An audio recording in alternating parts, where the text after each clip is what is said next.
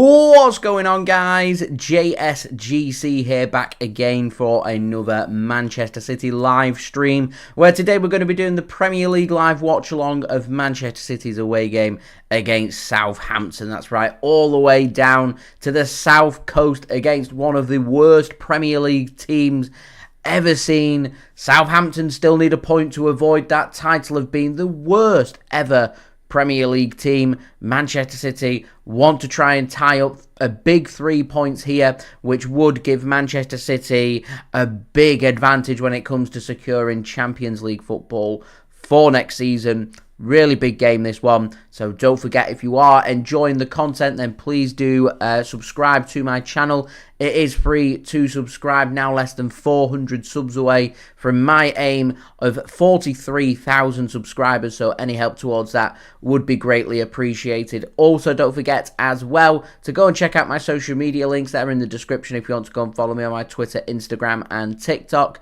Email also in the description too if you want to hit me up for any sponsorships for any videos or any general business inquiries. Don't forget to leave a thumbs up on the live stream as well. We're aiming for 100 likes like always, so any help towards that would be great. We're 93 likes away, so any help towards that would be much appreciated. And also don't forget as well to leave your thoughts in the live chat. We've got Mike tuning in, much appreciated. Welcome, Mike. Says, let's get this, Jay. I hope so. Hope we can get it. Hope we can get the big 3 points. That would be absolutely brilliant. And Tambi, thank you for tuning in once more. Much appreciated.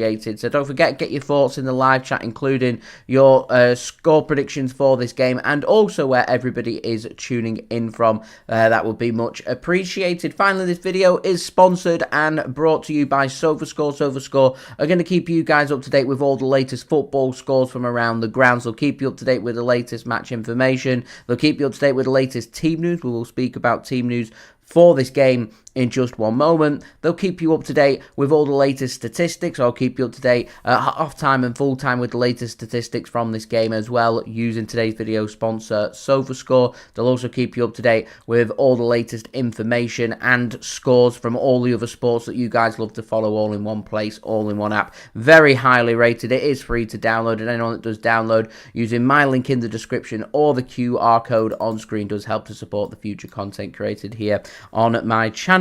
So I've got my 20-second ad, which I'm going to roll right now, and then we will speak about the teams for this game.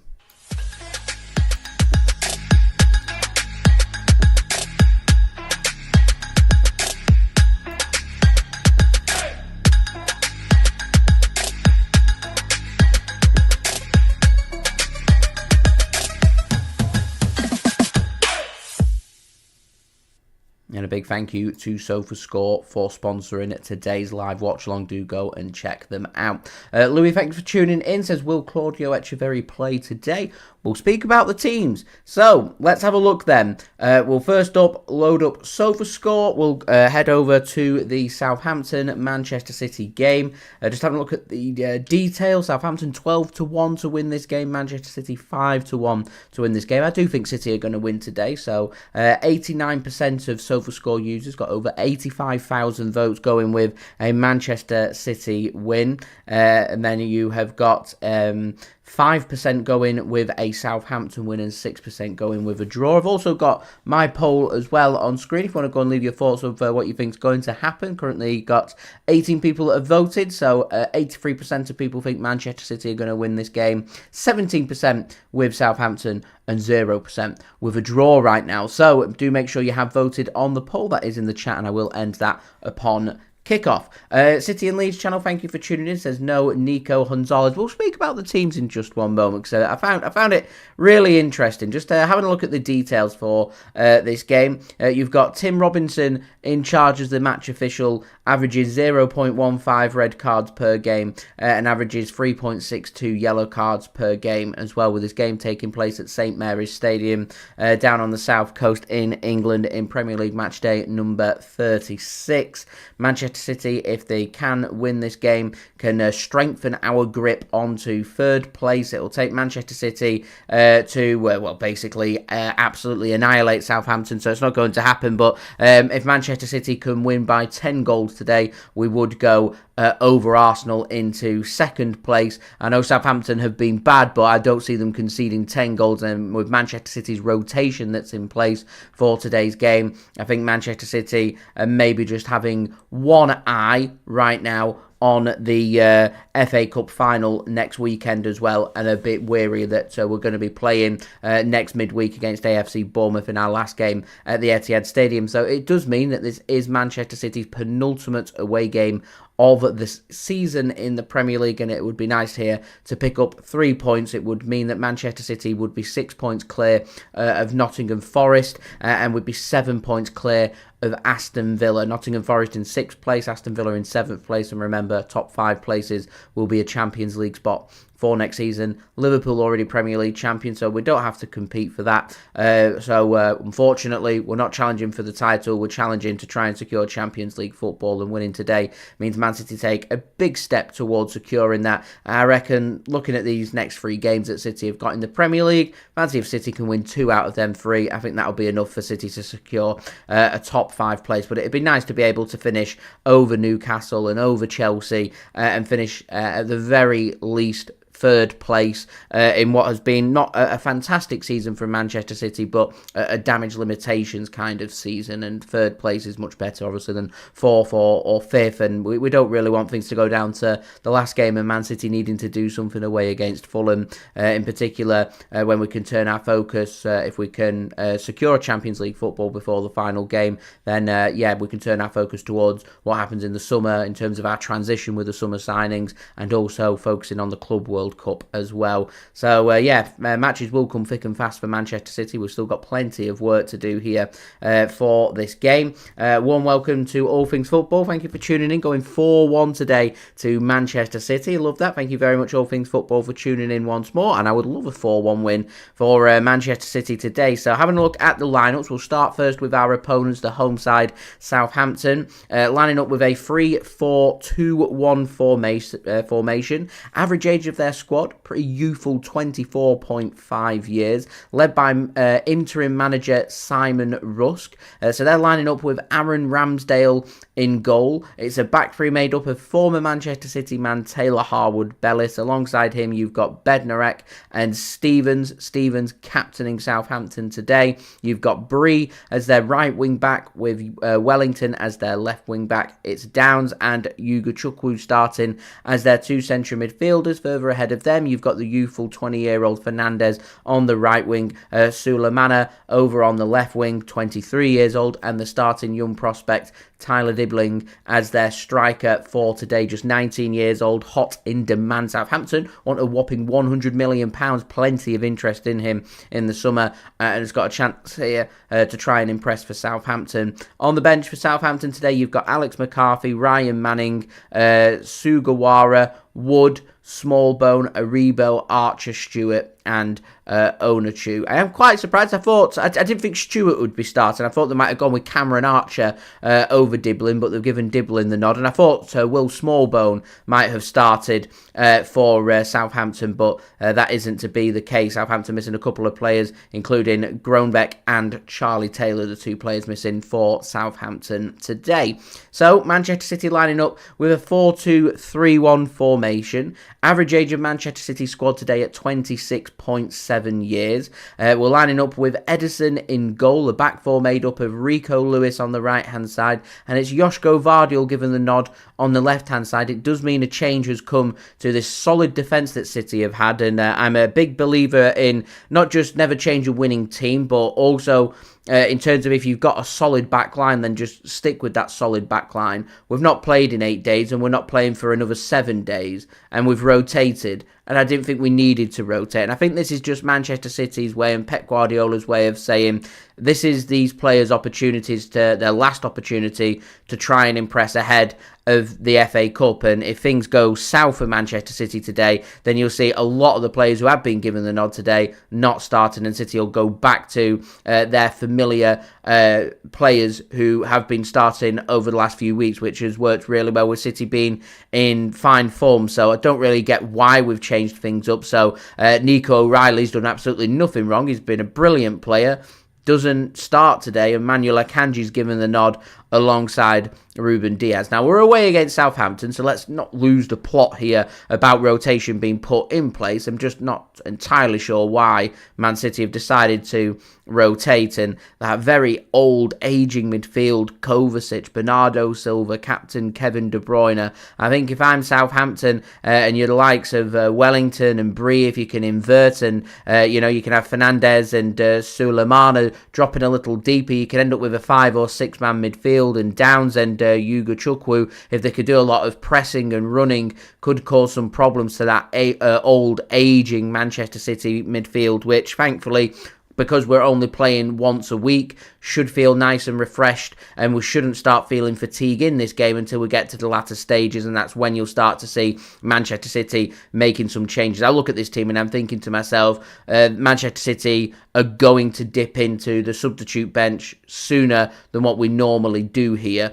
I think a lot of these players today are going to be given either 45 to 60 minutes as their opportunity to showcase what they can do. In particular, I'm looking at that front three of James McAtee, Phil Foden, Erling Haaland, their opportunity to showcase their fitness, their form, and are they ready to help Manchester City to achieve their goals of securing Champions League football, winning the FA Cup, and winning the Club World Cup. So this is their opportunity, but James McAtee starts. Is this going to make him sign a new contract? I have my doubts. Nico O'Reilly's been doing ever so well. We're in contract renewal talks. He doesn't start here, and if he doesn't start the cup final, then he may start having some doubts about wanting to leave Manchester City when he's done absolutely nothing wrong. So I get why Pep Guardiola has done what he's done with the team. It's not something I would have chosen to have done. I'd have just kept things the same. There's, the team that's done a real good job on the likes of Aston Villa at home, Wolves at home, Everton away, Crystal Palace at home. These players that have done the job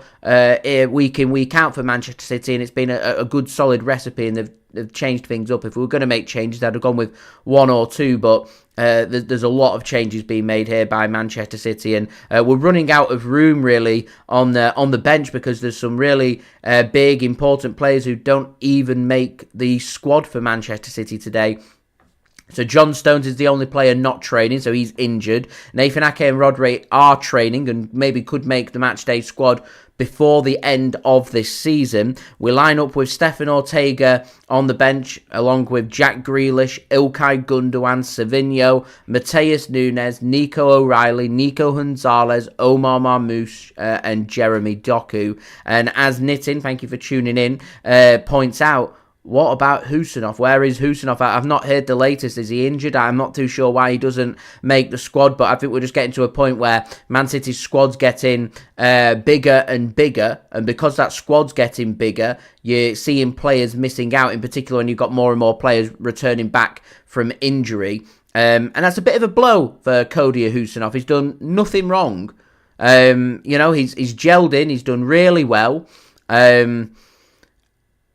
1 or 2 iffy moments here and there, but it's a learning curve for a 20-year-old centre-back who comes in mid-season. It's not easy. He doesn't then end up featuring for, a month or so. We've not really seen him around the Manchester City starting 11, and all of a sudden, he's no longer even making the squad, and it's a bit of a blow for Claudio Khusanov. It might be Pep Guardiola's way of saying he needs to sort it out. He needs to train harder, work better. If he's given his opportunity, he needs to do a little better. I don't know.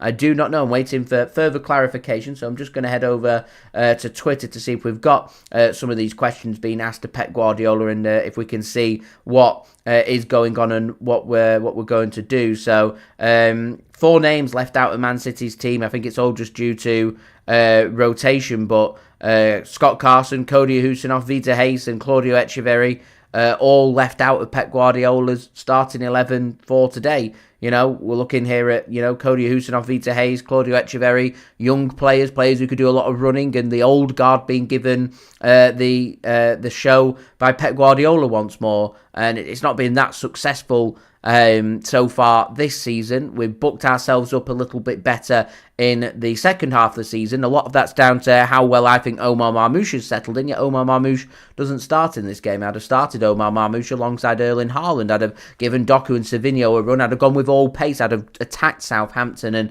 I just think City are being a little cautious when it comes to the starting 11, and I have my concerns, and City have got to win this game. You know, we drop points. Other teams are playing catch up on us. It means if we don't win this game, we've got to go and beat Bournemouth in our next game and probably needing points, maybe even need to beat Fulham away from home. Now, if I'm looking at the two games between Southampton and Fulham about which one I think away from home is more winnable, we're taking here the joint worst Premier League team ever right now. We have got to go to Southampton. We've got to take the game to them. We've got to score goals and we've got to win. So this is a big call made by Pep Guardiola. I don't buy into this squad rotation. We've not played in 8 days and we're playing in 7 days. We don't need to rotate. I'm concerned about the old legs in midfield. I'm concerned about City being potentially overran. I'm concerned about the lack of pace in that Manchester City team. What are your thoughts, guys? Honestly, I'm not keen. I'm not keen on that. I hope I'm wrong. I really do hope I'm wrong, but not keen. Not keen on that. Anyway, back to the chat. Keith, thanks for tuning in. Much appreciated. Dave, thanks for tuning in. Says, good afternoon, Jay. Best of luck to Manchester City. Going to go and see Wyre, which is Warrington, tomorrow. A lot better than my occasional visits to Teesside. Nitin says, what about Khusanov? Khusanov obviously left out of the Manchester City squad for today, because we've got too many players fit and we've not got enough space in the squad.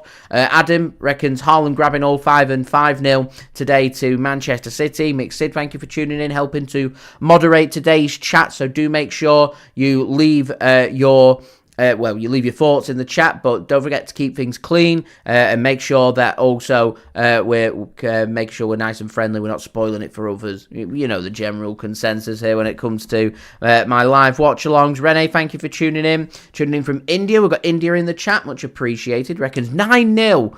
I'd like 10. If we're going to score 9, I'd like to score 10 so we can go over Arsenal. If we do score 9, it does mean that if Arsenal lose tomorrow, we do go over them, and Arsenal's got a tricky game against Liverpool away from home. Yeah, Liverpool have got nothing to play for, but Liverpool will want to win that game.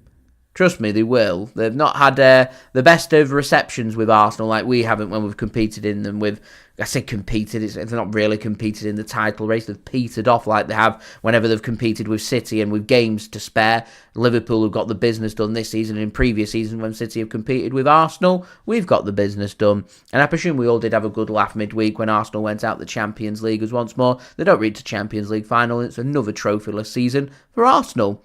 Yeah, they keep telling us to stay humble, yet here they are, not winning anything, not really making much progress. Dare I suggest a little bit of mini crisis from Arsenal. Tambi, no problem at all. Thank you for tuning in. All Things Football says, why can't Nico Gonzalez just play? I don't know. I'd give these fresh players who have not featured that much their opportunity. If we're to rotate, I'd like to see fresh energy brought into the team, not going back to the same old, because when you go back to trying, the same systems and the same things and expecting different results, it cannot happen. It cannot happen. Adrian, thanks for tuning in. I have no idea why they've decided to take a settled back four and change it up. I don't know. It could disjoint Manchester City. Josko Gvardiol's looked really solid playing as a centre back. He's gone back to the left hand side. Just didn't need to do that. So I don't know. I don't know why we've not gone with the pace and directness of Doku and Savinho. I would have, but here we are.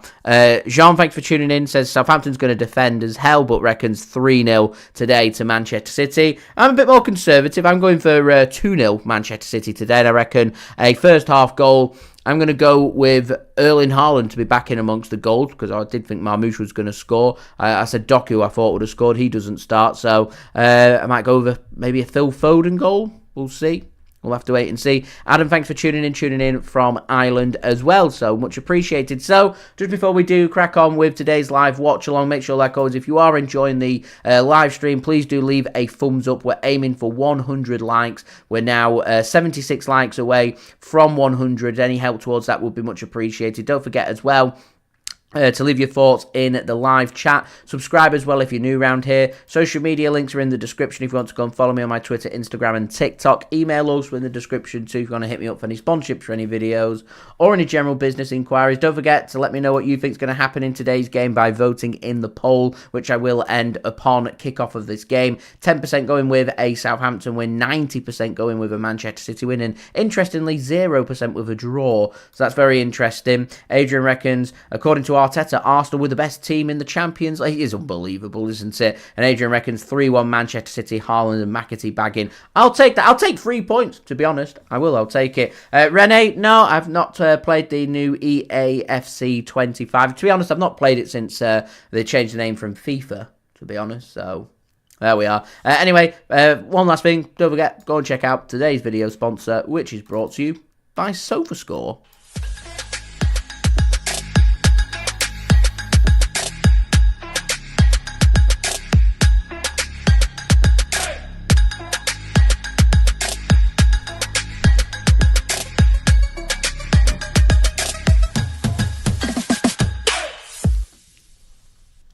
And a big thank you to SofaScore for sponsoring today's live stream. Do go and check them out. Links and details there in the description. Remember, they'll keep you up to date with all the latest scores from around the ground, including the 3 p.m. games here in the United Kingdom. That's 3 p.m. BST. And also, don't forget as well to, they'll also keep you up to date with all the latest scores from all the other sports that you guys love to follow. So, AirPod goes in. It means we're going to be listening to the commentary. I'm just going to get my stream locked and loaded, ready for today's live watch along. You can see the players making their way out of the tunnel as we're ready and waiting here for kickoff.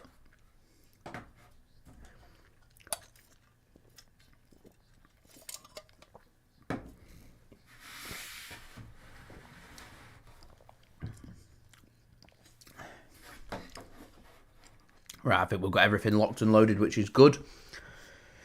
Whew. Adam, it's Saturday, 3 p.m. I've got no excuse to not have a beer, to be honest. But here we are, not.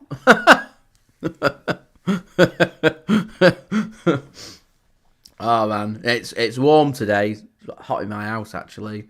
Heat and alcohol doesn't normally agree with me too much, so... on hot days, I tend to leave out the alcohol. Any of you guys have ever watched anything I've done on my JSGC Vlogs channel, if I head abroad and cover some stuff, if it's hot, you'll notice I don't really touch alcohol there either. It's no different here in the UK when we get a bit of heat. I'd say anything over maybe 18, 19 degrees Celsius, getting towards 65, 70 degrees in Fahrenheit. Not for me, and in particular anything over that, nah. Definitely not. Adrian, yeah, Khusanov not even on the bench. His confidence could be eroded. I don't know if this is a statement being made by Pep and saying that he needs to do more, or whether it's just circumstance. We've got too many players fit that he's struggling. I don't know. I do not know. Jean says, Arteta managed City when Pep got suspended. Didn't impress me at all, so no wonder why Arsenal fans call him tapas. Clueless. I like Arteta. I think he's a good manager. I thought Man City were at their very best when we had Mikel Arteta here. I thought he complemented the bench really well. He worked with Pep Guardiola really well, and I was impressed. But he makes a lot of excuses, which I'm surprised about. Pep Guardiola doesn't really make excuses about things, so I'm not too sure where Arteta's picked it up and making excuses. I don't know how he can say Arsenal were the better team against PSG when PSG's knocked them out. You know, if that were Pep would just say, obviously not. PSG have scored more. We've not done enough. And we've got to do more.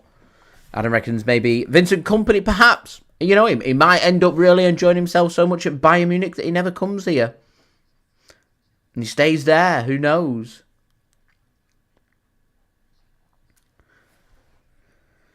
Rightio then. Ready and waiting for kickoff.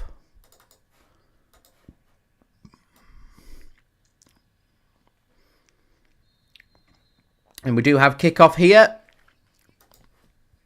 I may be a little bit behind all the others watching in real time. Remember, the game's not been broadcast in the UK today, so there's not much I can do about it. Manchester City playing in their home shirts today. It's sky blue shirts, white shorts, and navy blue socks. Attacking from right to left. Southampton attacking the opposite way from left to right, playing in their famous red and white stripes, black shorts, and white socks. So Manchester City first 27 seconds.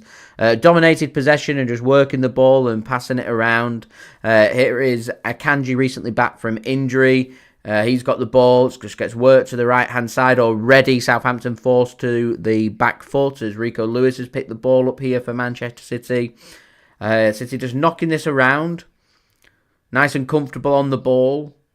I will say one thing about Southampton. They may have struggled in the Premier League, but considering that pitch is 35 games in, it's a very good-looking pitch. Very well looked after as De Bruyne just sends a ball across, and that's headed behind for a corner for Manchester City, the first corner of the game. It's Captain Stevens heading that behind by Southampton. So a potential early opportunity here for Manchester City to try and assert some dominance from set play. Erling Haaland's in there. It's nice to have Erling Haaland back in, starting for Manchester City. I imagine he'll be given at least 45 minutes here if he can prove his fitness ahead of the final push to the end of the season as the corner comes in. And it's too close to the keeper there by Phil Foden, and a comfortable collect for the goalkeeper, who's just launched that ball from his own throw. Very impressive throw into the Manchester City half, picked up before City can force Southampton to the back foot, and they're forced to go backwards, and that'll take the sting out of that attack from Southampton.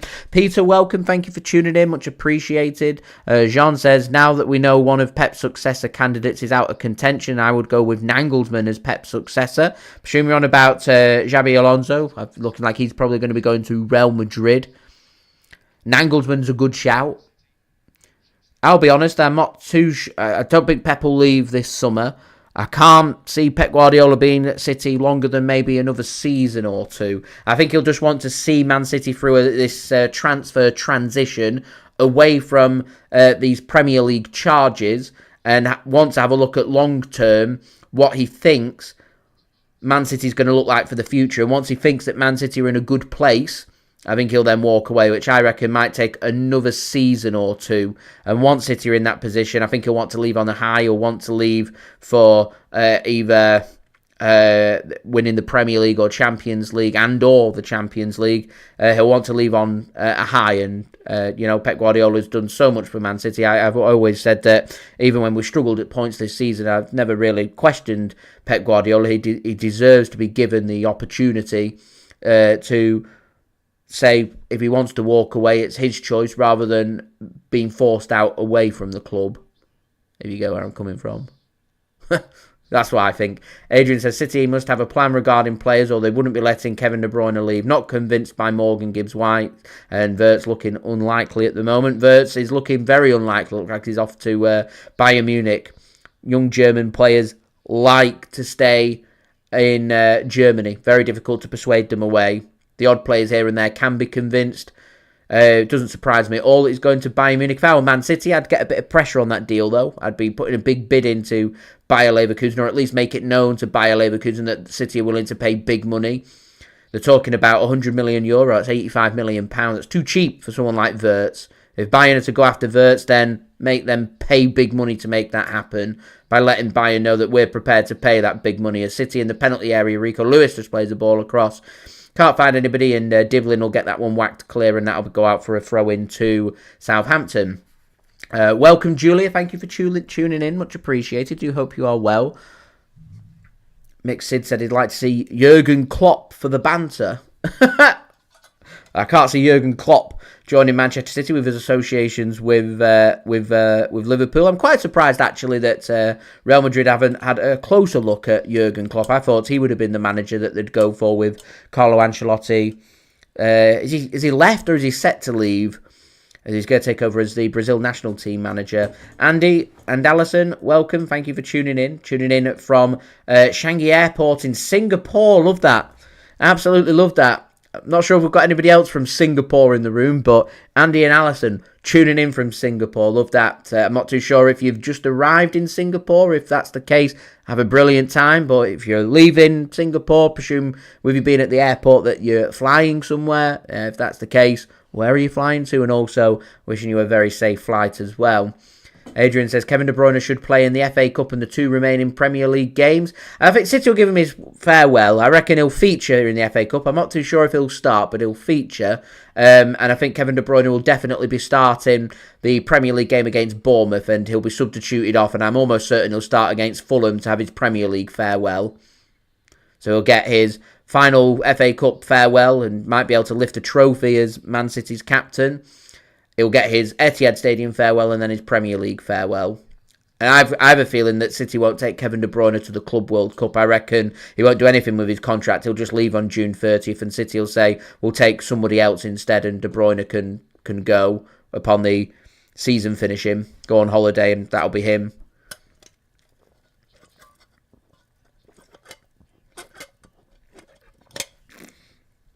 As a ball came in from City. Nothing happening here, first 6 minutes. All a bit slow. Pete says, not a big fan of Morgan Gibbs-White. He's had a good season with Forest. He's a good player. I've expressed my concern about this transfer, obviously with the big fee. Forest want £100 million.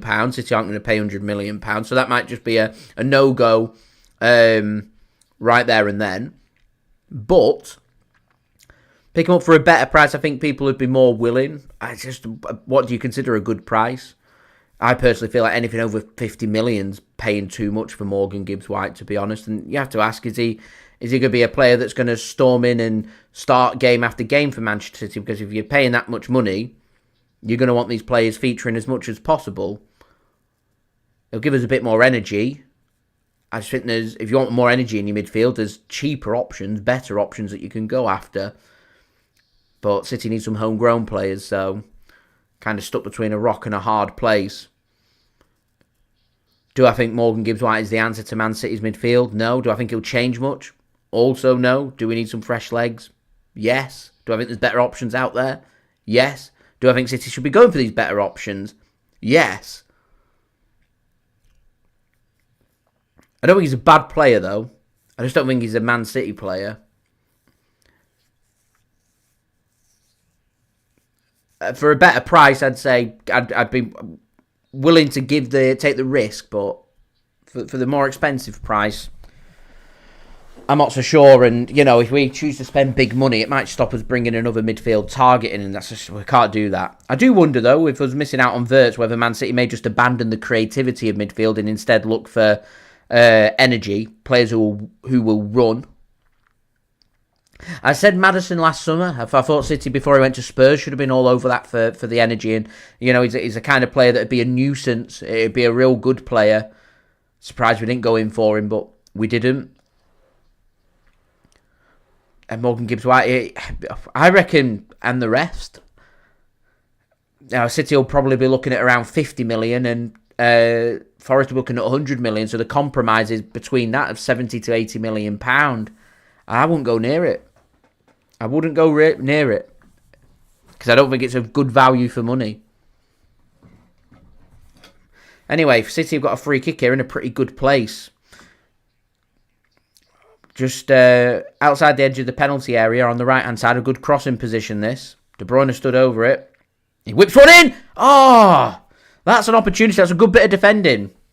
Josko Gvardiol was there. Ready to tap in. There's a good interception made there. It's Downs, I think. Really well whipped in from Kevin De Bruyne, and good defending. Really good defending. Andy says, returning home from Manchester from Singapore. We'll have a brilliant, safe flight. Are you flying Singapore Airlines? If so, I'm sure you'll have a cracking in-flight experience.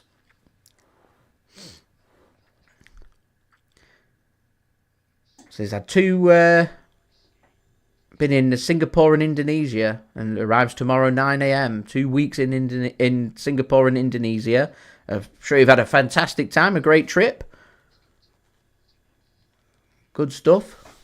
Brilliant to hear. Hope you've had a fantastic time, Andy and Alison. X-Bart. I would hope so.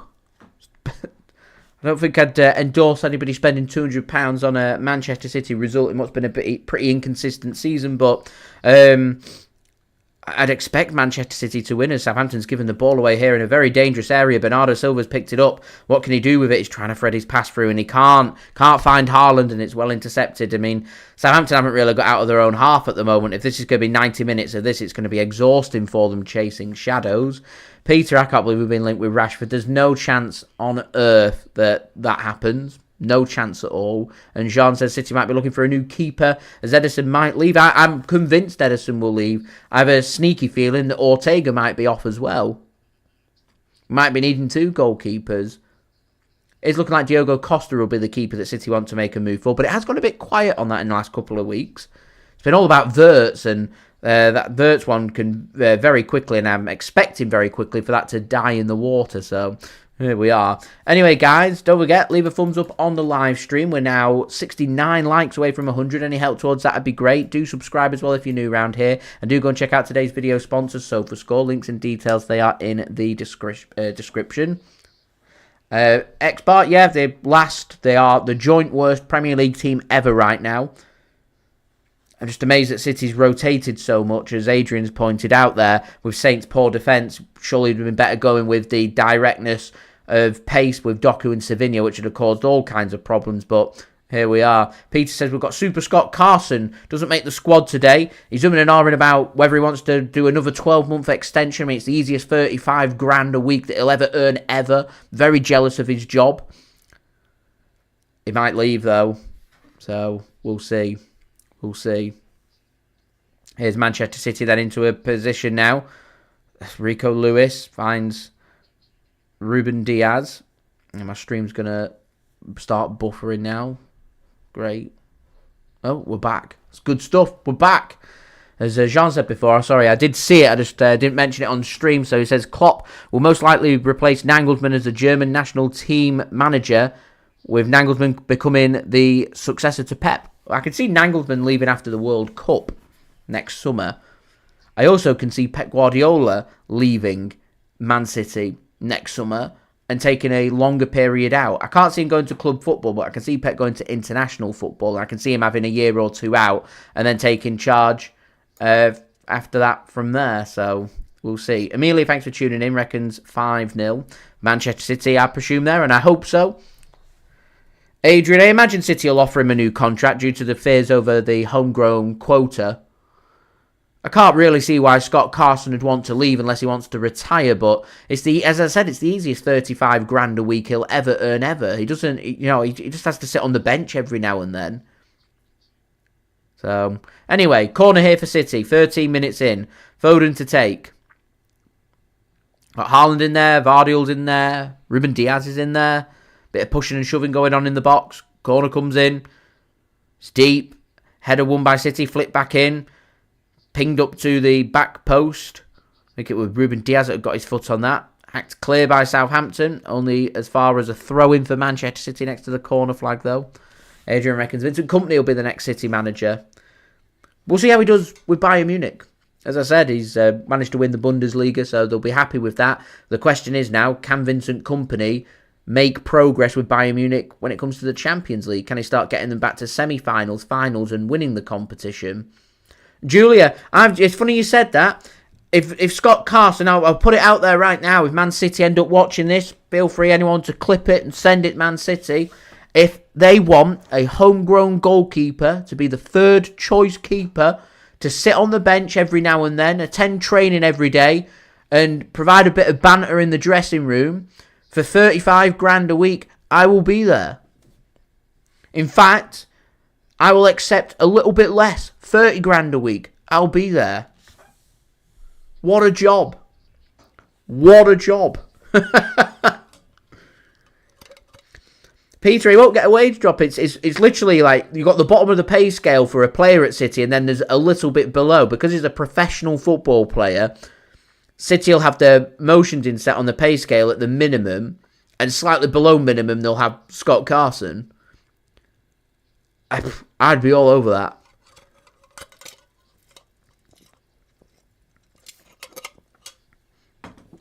As I said, what a job. We are now 15 minutes into the game, and we're 15 minutes into every game in the Premier League. 4 Premier League games today. Fulham, Everton, Ipswich, Brentford, Southampton, Man City, and Wolves, Brighton. All 0-0. No goals. Oh, a bit boring. Not much going on.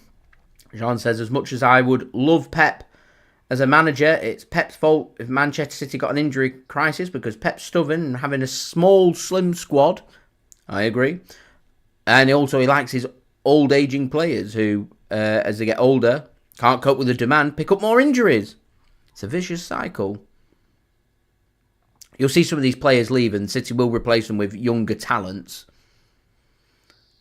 Might not all be sorted this summer, but we've still got the January window of next year and next summer as well to sort out a full transition. I think that's where we'll see Manchester City headed in, to bring the average age of this squad down, to have young, hungry talents there. That's why we've been getting linked with some players who people have never heard of, who people will find a bit underwhelming. Players like Wesley from Flamengo in Brazil, 21 years old. Hot prospects, Liverpool interested, Manchester City interested. Plays as a right back, Man City want a right back. Bring him in.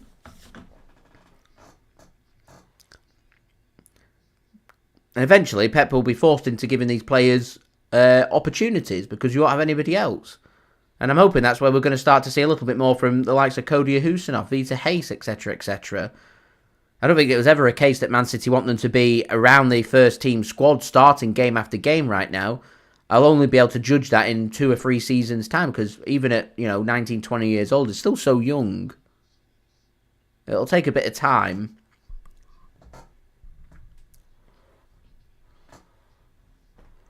Peter, he does a lot. I'm sure there'll be a lot in the background that people don't see from Scott Carson to, look at it and say, I'll justify a £35,000 a week wage to literally just turn up for training and not do much. He is a player that players like to have around, and have him around. He's a kind of person who comes across as he's always going to have other players' backs. Saw it in the match against Atletico Madrid. Didn't feature or do anything, but he was willing to scrap in the tunnel to support his team.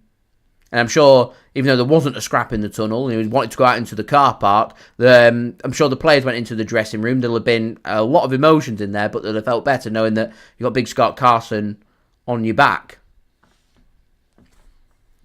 He'll do a lot of work with the young players. He'll offer his bits of experience. So, yeah. As we do have the first goal in the Premier League. It's come at Craven Cottage. City might have a big chance here, and Southampton do well to intercept. Fulham have just gone 1-0 up against Everton. Raul Jimenez has given them the lead. But if City are looking for someone to be of influence, as I said, I'm happy to take a bit of a wage decrease from Scott Carson if he decides to leave, and I'm happy to take that spot instead. I'm homegrown, so as Julie says, come rain or shine, they'll be there. If Pep rings up and says, I want you there at 5 a.m. and you're working till 9 p.m. every day, 6 days a week, 35 grand a week, you're on it. What's that a year? What's he on a year? Let's have a look. Let's get the calculator up. 35 grand. What a whopping number that is. Let's have a look.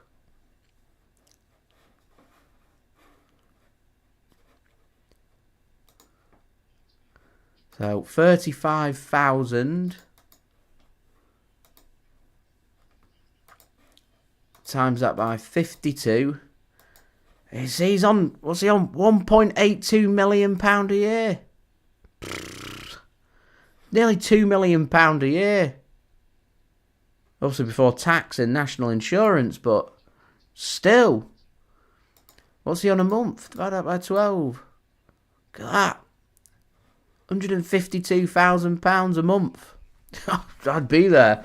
I would be there. Hugo Viana, I will be there. Brentford have taken the lead away against Ipswich. There's that race for 8th place. Hots up. Could potentially be a European spot for next season. So the likes of Fulham and Brentford, who are competing for that winning. Bournemouth's in there as well.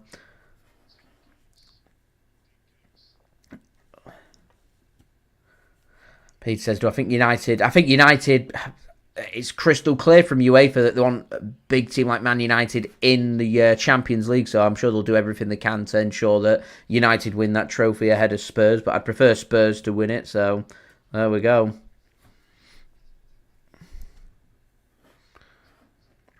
And he says he's on SQ 302. Let's have a look at SQ 302.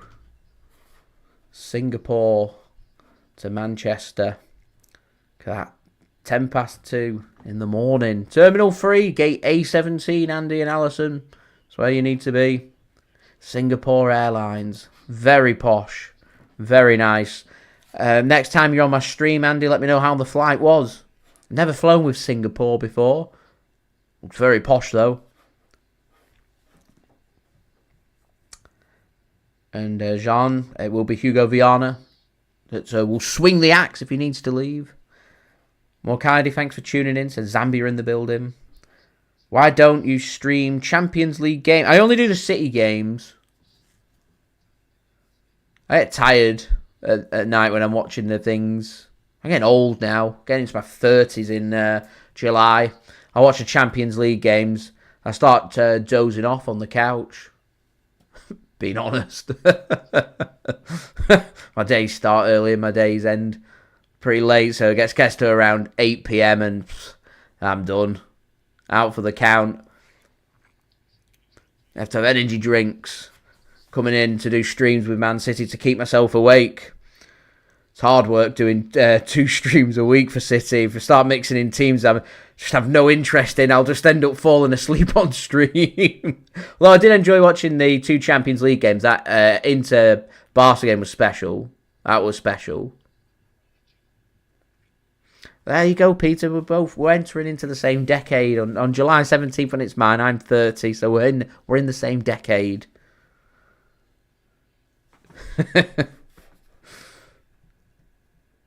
Adrian, going back to what you were saying before about Wesley, I'm trying to keep up with the chat. Says Wesley looks interesting, but these South American youngsters no longer the bargain that they used to be.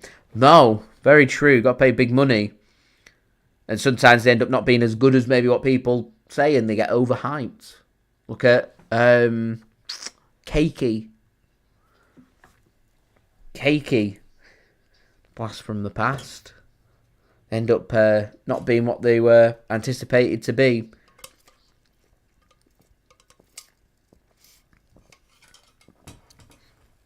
Ball comes in here from City. Oh, Josko Gvardiol just nods one across.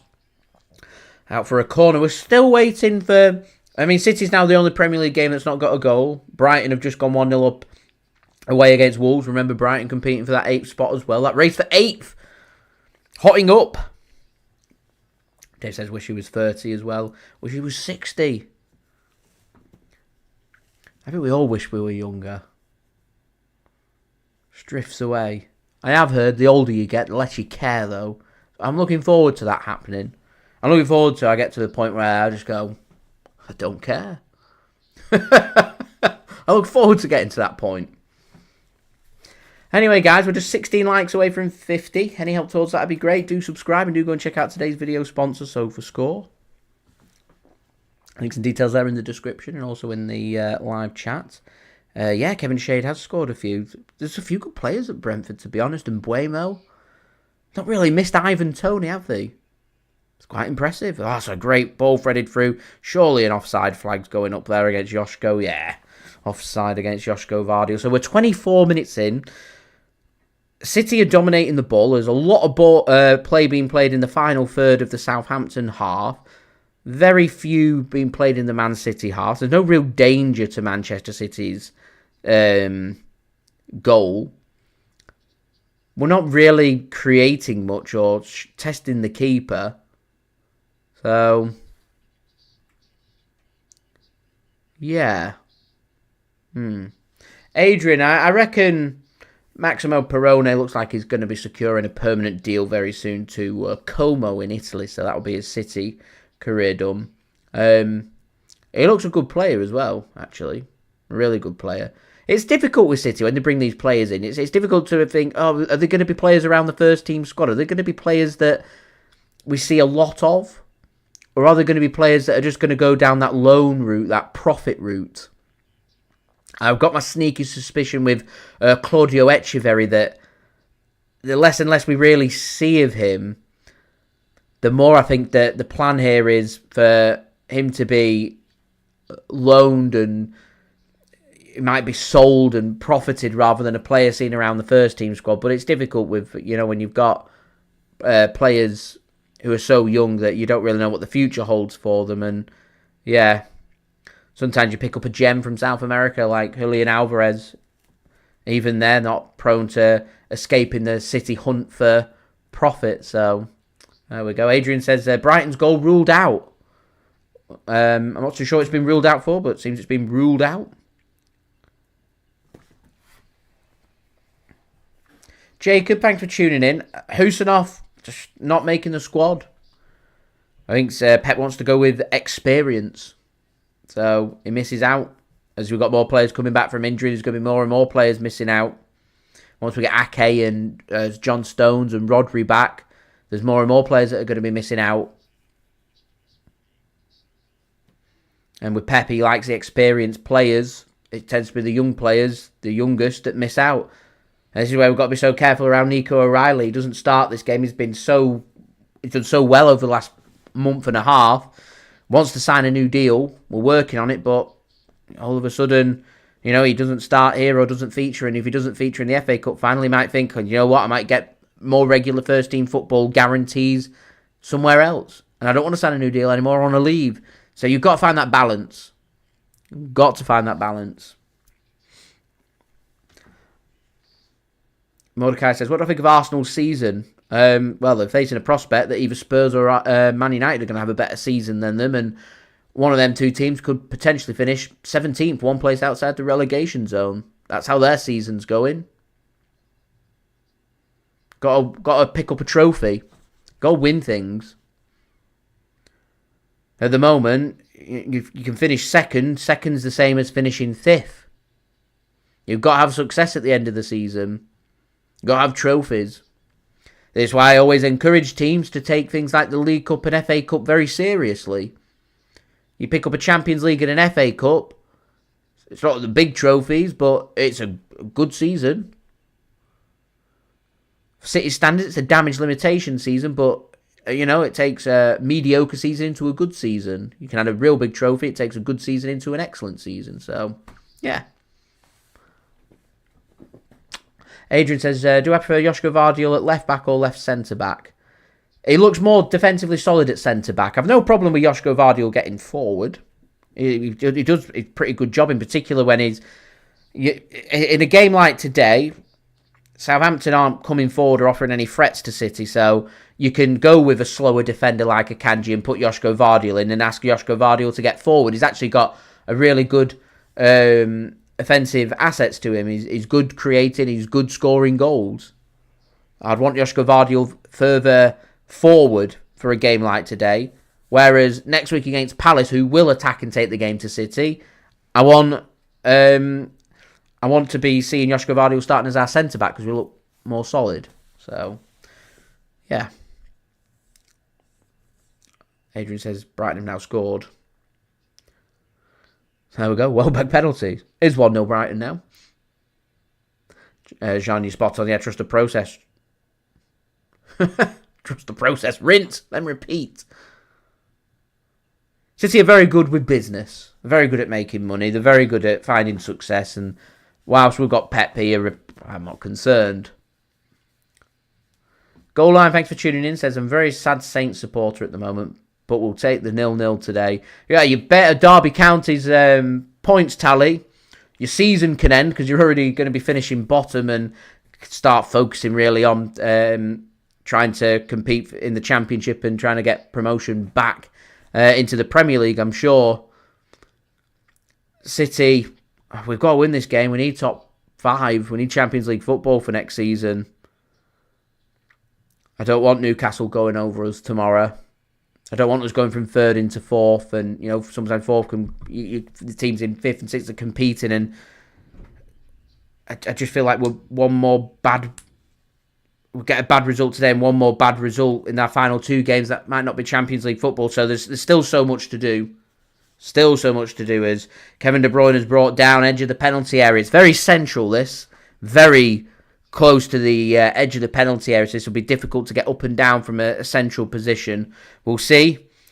Kevin De Bruyne will fancy this, I'm sure. He's just grabbed and pulled to the ground there. De Bruyne gets the contact. He's happy to take that. Down I go. Give me a free kick. But we are 30 minutes in, and it is 0-0. And it gets 0-0 at half-time. There'll be some stress and anxiety there. Trust me. So don't forget, guys, do leave a thumbs up. Now 13 likes away from 50. Do subscribe and do go and check out today's video sponsor, SofaScore. Links and details there in the description. Not too sure why the Southampton fans are saying City always cheating. De Bruyne got a hand and it's a free kick. So yeah, here we are. Aaron Ramsdale shouting or barking his instructions at his defence.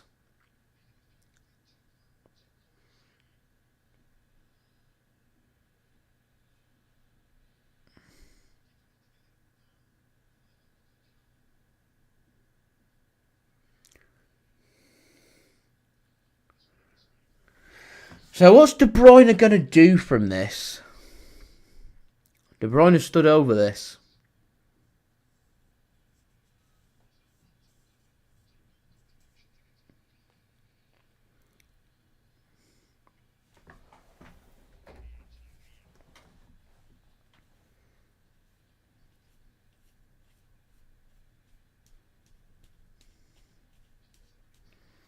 Oh, a cloud in sight. In Southampton, a gorgeous day. So De Bruyne stood over this. What's a City going to do?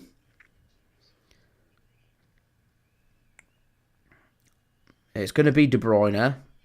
He's over the bar.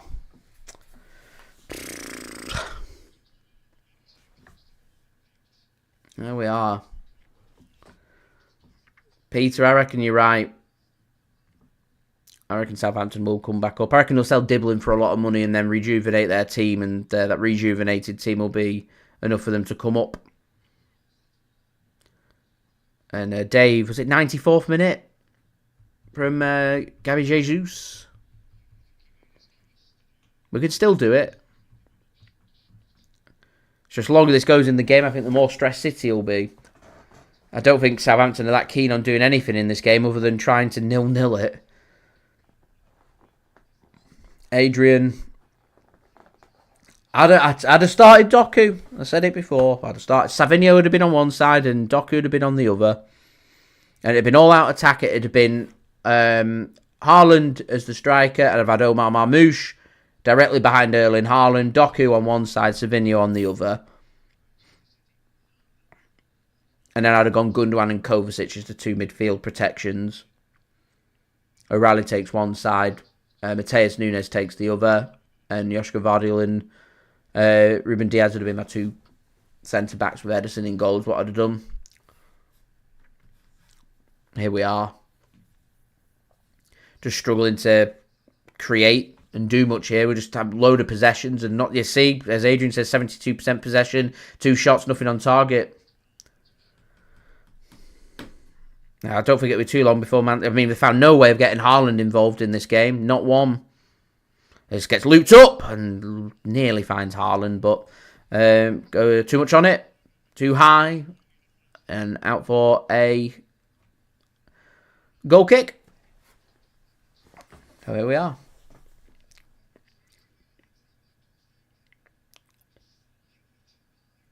It's not a bad ball in that from Foden, to be fair. He does well to get that ball across. Dinked up towards the back post. Just a little bit too much on it. Peter says, anyone going FA game? I presume he's saying, is anyone going to the FA Cup final? If so, me! No live stream next week, unfortunately, guys. Apologies for that. But was fortunate enough to bag tickets for the FA Cup final, so I'll be there. Buzzing. We're absolutely buzzing. Never been to the FA Cup final before. Been to the League Cup final. Really enjoyed going to the League Cup final. Been to a few FA Cup semi-finals at Wembley, but never been lucky enough to get tickets for the Cup final. Managed to get them this time round. I can't wait. Honestly, can't wait.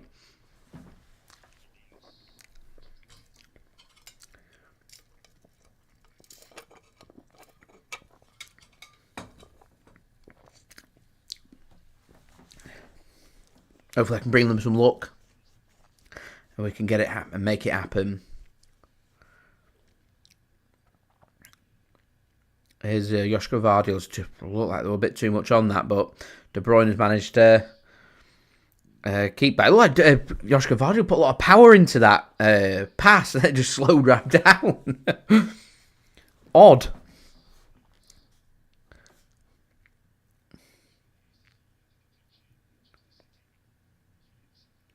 Oh, that's good stuff. Here's De Bruyne. Headed clear. Here's your Manuel Akanji now.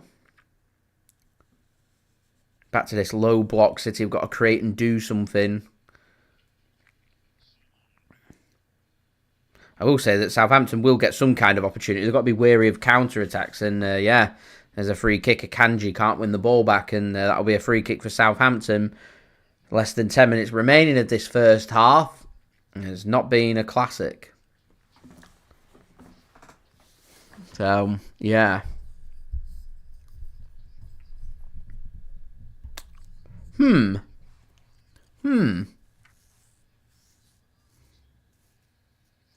think there's something here for City to ponder. Adrian says, apparently, has he only had 4 touches? Wow. I think Haaland will be taken off at half-time. I think this is City just want to see how fit he is. They'll just give him 45 minutes of competitive action, see how fit he is, and I think he'll be taken off. I'm not even sure Haaland starts next week in the Cup final, to be honest. Manuel Akanji's down. I think he's just had a clash of heads. So free kick, or play stopped anyway for this stoppage. That's crazy, 4 touches. Adrian says, went to the City-Wigan game. It's not the game you want to go to, is it really? That lost 1-0. Header in late on. Zabba sent off. Farewell, Mancini. Yeah. Yeah.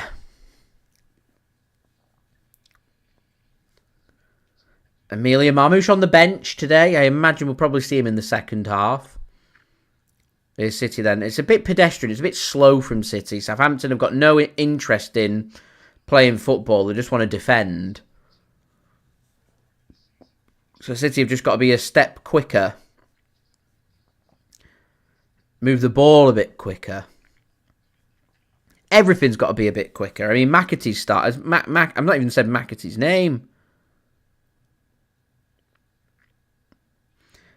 Here's Rico Lewis.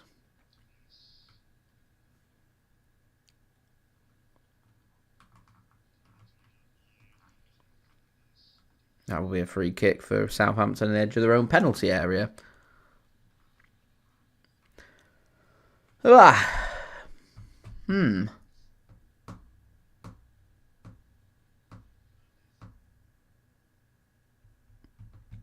Adrian reckons a warm day. Saints player defenders will tire. Get Doku coming on later on and capitalise. I imagine they'll rotate. They've got 5 subs as well, so they'll just be anyone who shows signs of fatigue, off they go. And he says, first memory of Main Road, all the way back in 1965, with his dad, uncle, granddad and cousin remembers Harry Dowd doing diving practice. That's done by attacking players these days. Oh, I love that. 60 years. Wow. It's outstanding effort. Outstanding effort. Peter, yeah, I watched the last 20 minutes of that game, the Leyton Orient Stockport game. Was pretty entertaining. To be fair, some of the English Football League games are very entertaining. I weren't too entertained by the Sunderland game away against Coventry yesterday. Advantage Sunderland there, by the way. And referee spoilt the Bristol City Sheffield United match. But some of the League 1 and League 2 games will be good.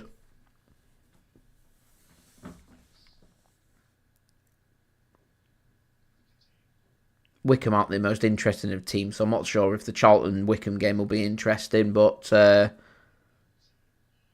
the League 2 ones will. The Championship finale was a good end to the season as well. It was very entertaining. Here's Kovacic. Have a shot. Have a shot. Ruben Dias can't have a shot. Dave says best of luck to the Blaze, to Sheffield United. The Bristol City game was spoilt by the referee. Giving the penalty and sent him off. Kind of took the game away. And Sheffield United are going to Wembley now, aren't they? You'd think. Sunderland Coventry second leg will be closer. Oh, it's Southampton coming forward. And this ball across, not the best, and intercepted by City and cleared. First time Southampton have Showing encouragement when coming forward as well. The Southampton fans, they're smiling, they're laughing, they're joking.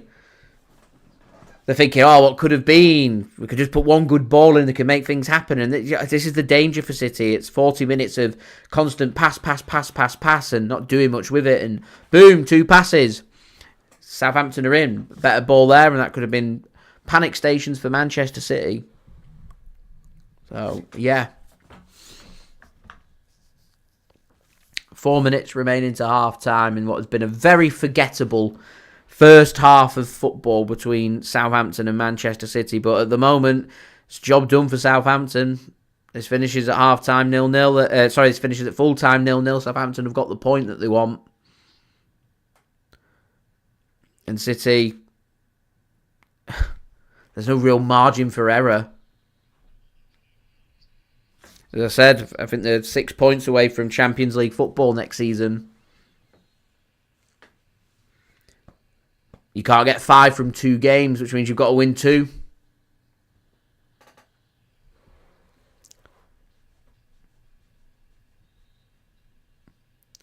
It's a big game, this. It's a big game, a big second half coming up for City. They've got to win this.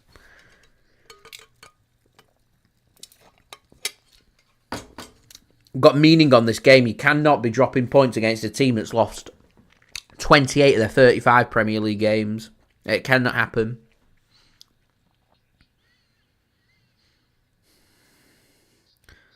Ball gets played across, cut off by Southampton. Kovacic does so well. Kovacic comes forward and he's going to get himself another free kick. In a good position. I think the yellow card is coming out as well.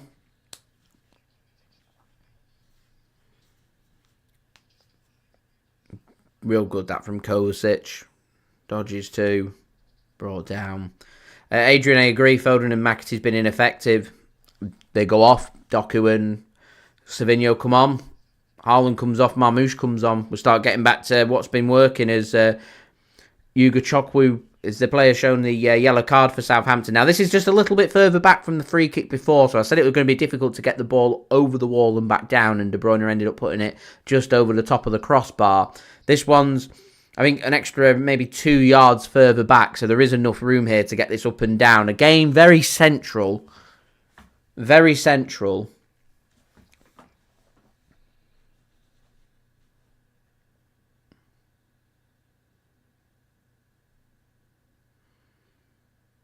What can De Bruyne do with this one? Here we go. KDB to take. I think Foden stood over this as well. Will be De Bruyne. It's into the wall. It's not a very good hit. This isn't working from City. Here's McAtee now. Ball comes across. Akanji heads one down. I'm not too sure what Akanji were looking for there, to be honest. Anyway, Southampton haven't fully cleared the line, so City are going to come with another wave of an attack. Good time for us to find a goal. Means Southampton have got to come out and play. Makes it a better, more enjoyable game. Don't forget, Southampton ran out of steam against Villa a few weeks back. 3 second-half goals conceded that day. And they lost the game 3-0 after having that 0-0 at half-time. McAtee's going to put another ball in. It's deep, beyond everybody. Erling Haaland's not happy. He wants a penalty, but I think Peter sums it up very nicely there. Crap. Bloody crap. Just nothing. It's nothing football. I feel like we've all wasted 45 minutes of our lives. 45 minutes that we could have spent, doing something else. Sorry, it was De Bruyne that went down, not Haaland. I saw some locks and he went down for Haaland. It's not De Bruyne. Not a penalty. I wonder if the referee's going to add anything on here. This was in Europe. There'd been nothing added on here. I mean, we had Akanji go down with a head injury before. It's been probably the only bit of stoppage that we've had. A couple of corners. So if there is to be anything added on, I'd be surprised if it's anything more than a minute. 2 minutes! Where have they pulled 2 minutes from? Foden finds Haaland, but he's back to goal. And the shot comes in and deflected out. And that'll be a corner for City. Very pedestrian from City. Adrian wants to see some changes. Peter says, in the garden in the sun, having a beer, then watching 45 minutes of bad football. I agree. John says 45 minutes you could spend watching what's WEC? Or am I just being thick? Probably just be me being thick. Not a very good set piece from City. Ball gets put into the box. Akanji can't do anything with it. This might just be one of them games where set pieces are key. So yeah, Steve, is there an official way? Not in the. If you're based in the UK, unfortunately, there's no official way to watch as it's not been broadcast. It's in the 3 p.m. blackout. So unfortunately not. John says the World Endurance Champion. There you go. See, watch something else, something more entertaining, because this has not been very good. Well, 40 seconds. And don't forget, guys, 13 likes away from 50. Any help towards that would be great. Do subscribe. And do go and check out today's video sponsor, SofaScore. Links and details, they are in the description. Right, we've got 20 seconds. Probably a little bit behind real time due to me having to use streams here for being able to view this game. Can't be helped because of the blackout. There's not much I can do about it. Adrian says, how does everybody feel about Kevin De Bruyne going? He said he's worried as he's our go-to for great passes, free kicks and corners and no one can step into his shoes currently. That's where my concern is. That's why I'd have kept him here. A reduced wage. I think he'd have probably accepted it. City weren't keen on keeping him here. I'd have thought it'd have been worth another 12 or 24 months. Shake up that midfield and let these new midfielders come in and learn from De Bruyne and then move from there. But here we are. There we go. Peter says, back in 15 minutes. Certainly will be, my friend. And Andy says, get Jay and Sid on the wing. Julia up front. We'll be walking. Can make something happen. I'm sad that Kevin De Bruyne is gone. I always feel like he's got something to offer. It's not been his best 45 minutes here. It's been nobody's best 45 minutes. City are huffing and puffing and struggling, and they need to shake things up and change things up going into the second half. Most definitely, I think we can all probably agree on that one. So we'll just have a very quick look using today's video sponsor, SofaScore. Go and check them out. Links and details, they are in the description.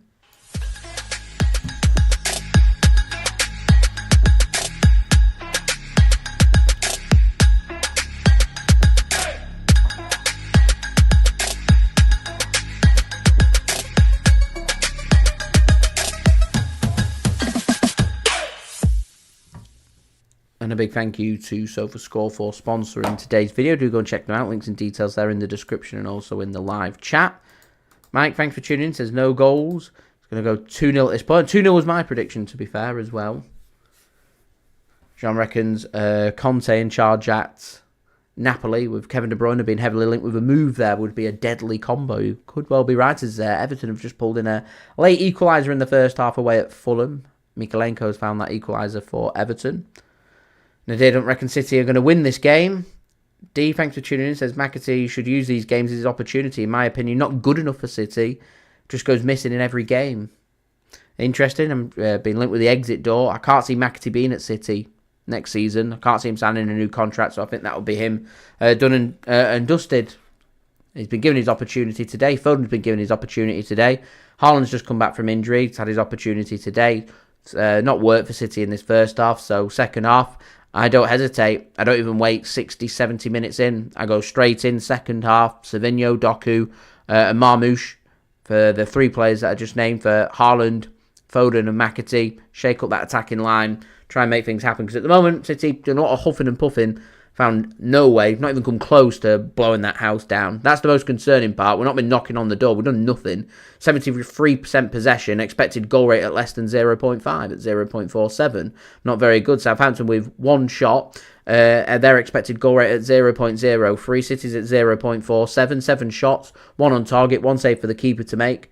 I don't recall that save. Don't recall Aaron Ramsdale being tested or doing anything. So for City, it's just pass, pass, pass.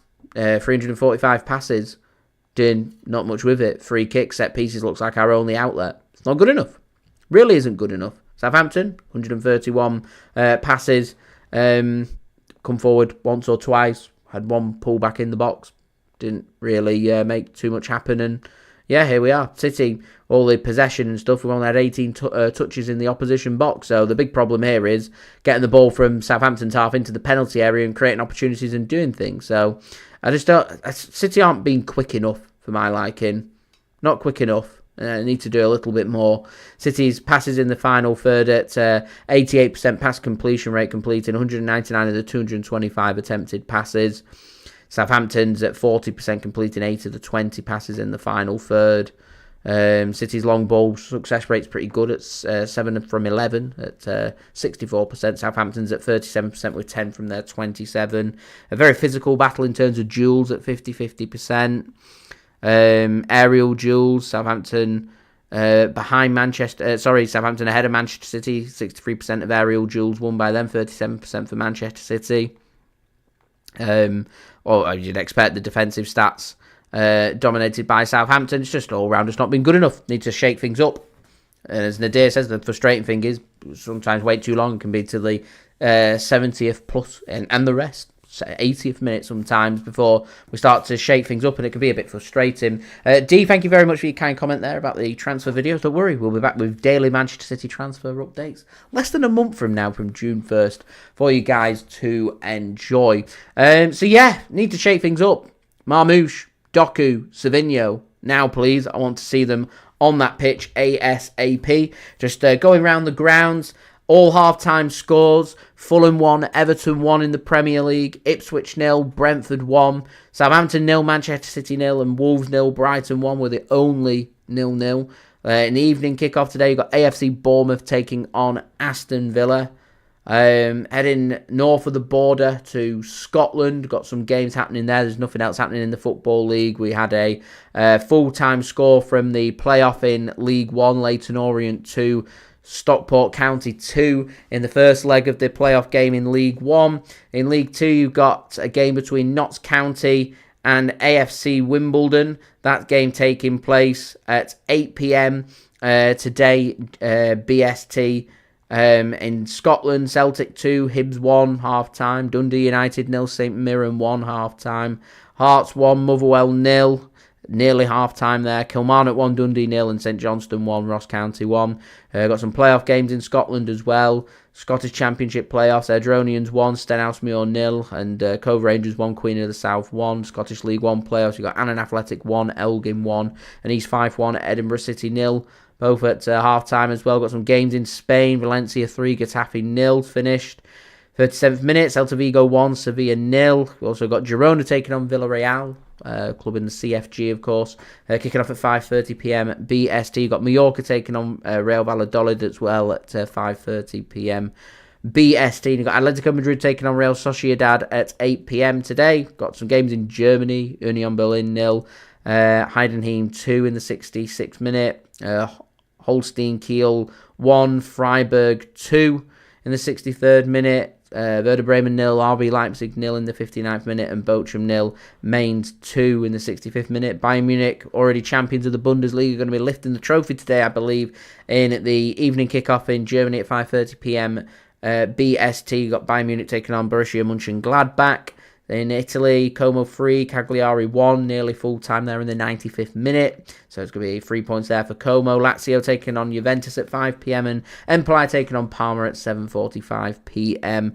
Got a full round of fixtures in France. Got a few games in the Eredivisie as well. Looks like you got a fair few games in Portugal, a few games in Belgium. Women's Super League as well. Arsenal 4, Manchester United 3, Aston Villa 3, Brighton 1, Chelsea 1, Liverpool 0, Everton 1, Tottenham Hotspur 1, Leicester City 4, West Ham 2, and Manchester City 5, Crystal Palace 2. More entertaining game there for the women's side. Chelsea gone a full domestic season unbeaten. They're champions of the Women's Super League as their season comes to an end, so congratulations to them. Arsenal finished second, Manchester United third, Manchester City finishing in fourth, Crystal Palace bottom of that league. So yeah, there we go, you're up to date with all the scores from around the ground. So yeah, mixed, yeah, Kane finally won a trophy. It has come. I was just about to make a really inappropriate comment there about Harry Kane winning a trophy, but it's not PG, so I'll keep that one to myself. D says, what's your dream transfer window? Reckons Verts, Morgan Gibbs-White, Reinders, Cambiasso, Costa, one winger. I can see us signing Gibbs White, so I think he'll be part of it. I don't see us signing Wirtz. I can see us bringing Cambiasso in, but there's some concerns over injury, so if it's not to be him, it might be another fullback. Wesley's been linked, for example. I reckon Costa's nailed on. I reckon there'll be a backup keeper, because I think Ortega will leave. I can see Kovacic maybe leaving, or Bernardo, which means we might need a midfielder, maybe even a winger as well. So yeah, we'll see. Rather than me give all the names, I'm going to be doing some videos over the coming weeks with each specific position, looking at 5 players that Man City could sign, and I'll give my thoughts more on there because it is a topic for a full video, and then I'll have a look at, I normally do 5 players that City could sign. This summer I might have a look at, because it's such a big summer, I might have a look at 10 players that City could sign, which is all good fun that we can have a good discussion about in the comments. They're coming up over the next 2 to 3 weeks as we build up towards the daily Manchester City transfer updates, which I know you guys all love, which will be happening from June 1st for you guys to enjoy. But in the meantime, we've got a second half to focus on here. Got to win. Big second half coming up. Got to ring them changes. At the moment, very pedestrian from City, making nothing happen. So, I'll be back for my live watch along of this second half coming up. A big second half for Man City. Need them big 3 points to help try and secure Champions League football going into next season. But I do have some halftime entertainment brought to you by my partner channel, Mixed. Links and details there in the description. Go and check him out. Links and details there in the description. Go and leave a thumbs up and subscribe over there. This is the Hurricane Cocktail. So sit back, relax, enjoy, grab yourself a drink and a snack, ready for the second half, and I'll see you all in 5 minutes. What's going on, guys? Mixed here, back again for another cocktail. Today's cocktail, guys, is the Hurricane Cocktail. Yes, I did this cocktail 4 years ago, but I've decided I can do better. I can do better than 4 years ago. So I've got a better recipe, and this is my best version of the Hurricane Cocktail. So now get your Hurricane glass and fill it with ice.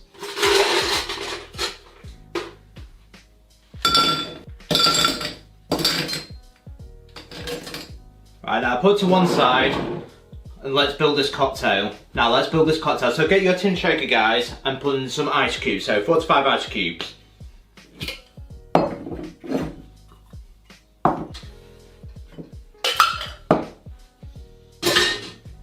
So the first ingredient to shaker, guys, is 30ml or 1 ounce of freshly squeezed orange juice. So I'd recommend fresh orange juice rather than concentrate. You get a better taste and it's a lot fresher.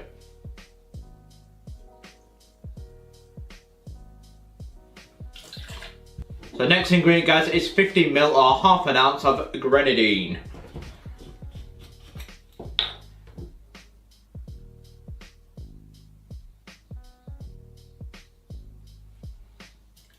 Next ingredient to the shaker, guys, is 50ml or half an ounce of freshly squeezed lime juice.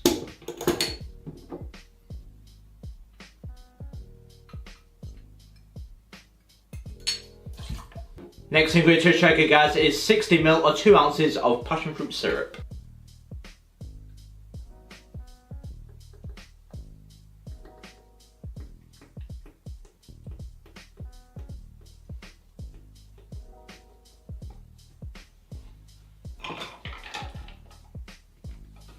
So the last ingredient to the shaker, guys, is 90ml or 3 ounces of white rum.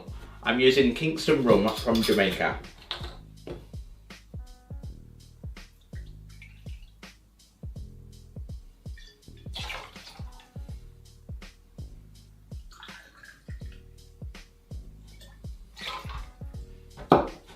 Beautiful. So put your lid on now and give it a good hard shake, 8 to 10 seconds, get nice and chilled.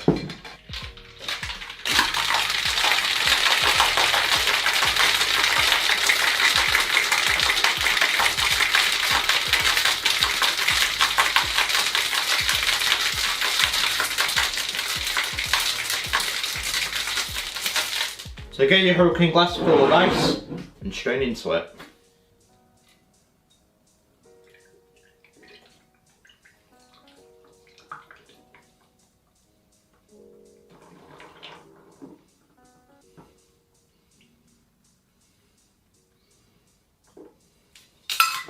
Beautiful, that is a much improvement on our original one 4 years ago. So the final thing to do now, guys, is to garnish it with a slice of orange. And of course, 1 umbrella.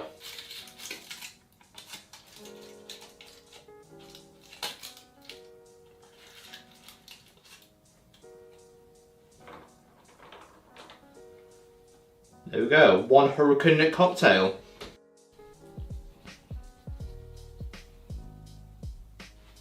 And there we go, guys. One Hurricane cocktail. How does it taste?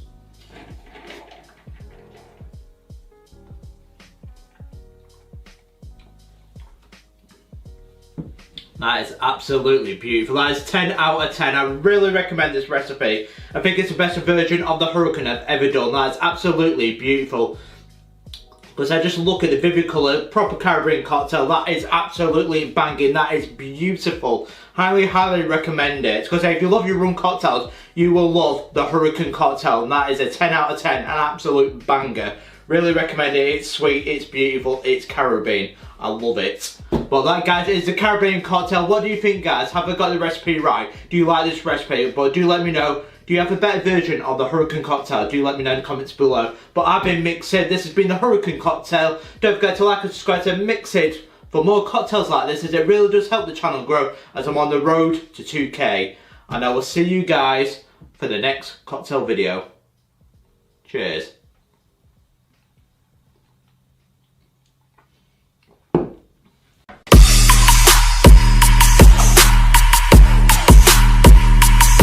So now we're going to garnish it with a slice of orange.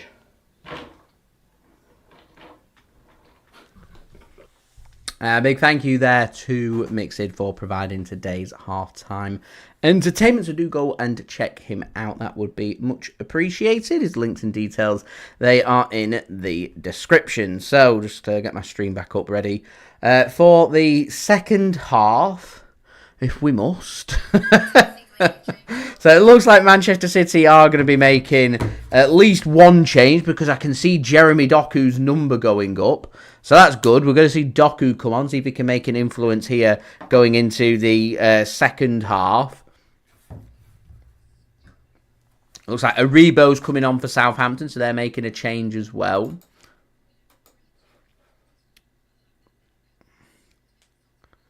So Aribo's coming on. I'm not too sure who Doku's come on for. I'm sure somebody in the chat will let me know. Yes, Mary, thanks for tuning in. Doku is coming on.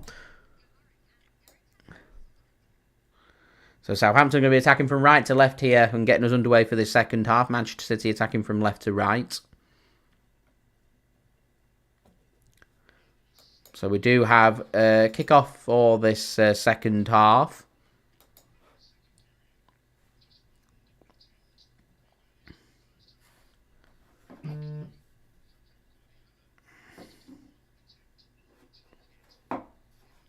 Just waiting for confirmation on them substitutions as to who's come off.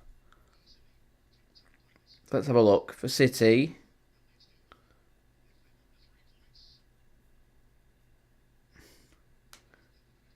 Here's City coming forward now, actually. Yeah, McAtee that's come off. Thank you, chat. Much appreciated. McAtee comes off as Doku on the left. Cross comes in from City, headed clear. It'll be interesting to see what the analysis and what Pep said at half-time.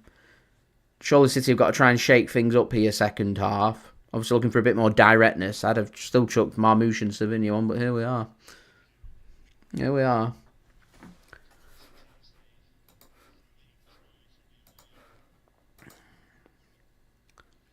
Hopefully we can get some goals here in the second half, because it's been very underwhelming. This has played to the byline, blocked by Stevens from Rico Lewis, and Southampton can get that one clear and they'll get themselves a throw-in as well. Got to be a bit quick, a bit more zip about City. That's what they've got to be looking for here. Got to.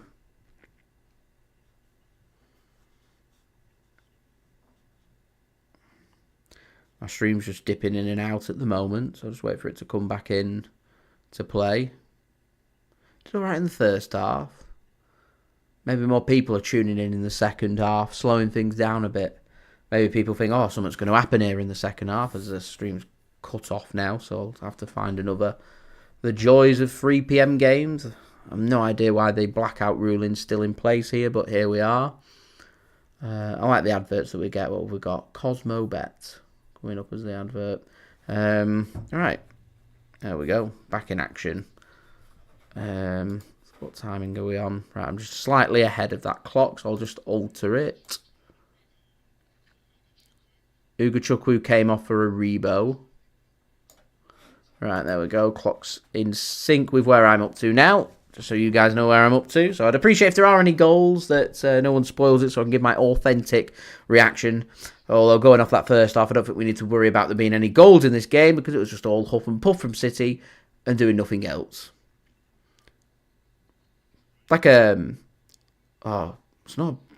I didn't think that was a bad ball. Yeah, the commentator just said it, and De Bruyne is asking the question. It did look like a good ball in. And everyone's just stood there like statues, not moving. There we go. Rain, welcome. Thank you for tuning in once more, my friend. Do hope you are well. Hopefully you tuning in might bring us some luck that we might see some goals. Because this has been a very underwhelming first half. Hopefully things can change here in the second. So don't forget, guys, do leave a thumbs up. Still 12 likes away from 50. Any help towards that would be great. Do subscribe and do go check out today's video sponsor, SofaScore. Links and details, they are in the description.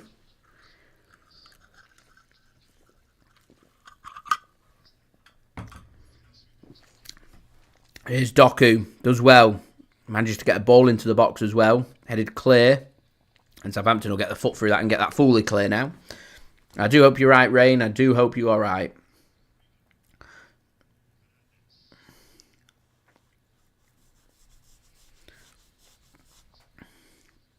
I'll tell you what, guys. I'm not going to have too much to talk about on my match review, am I? There's not much to review and nothing happens.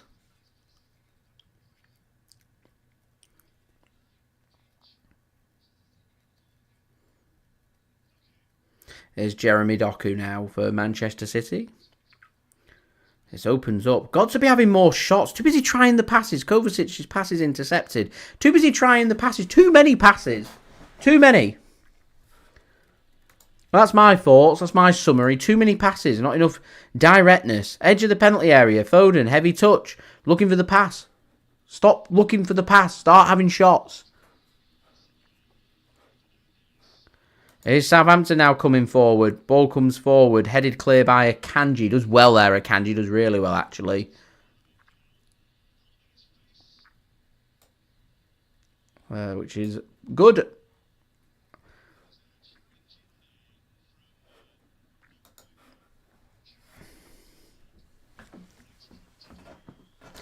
And VAR are having a look at something.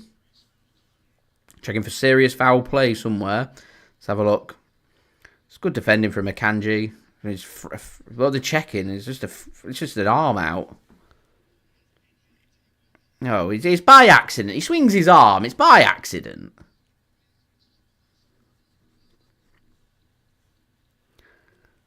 I don't really get what they're looking at. All eyes on the ball. Puts his arm out and it hits his face.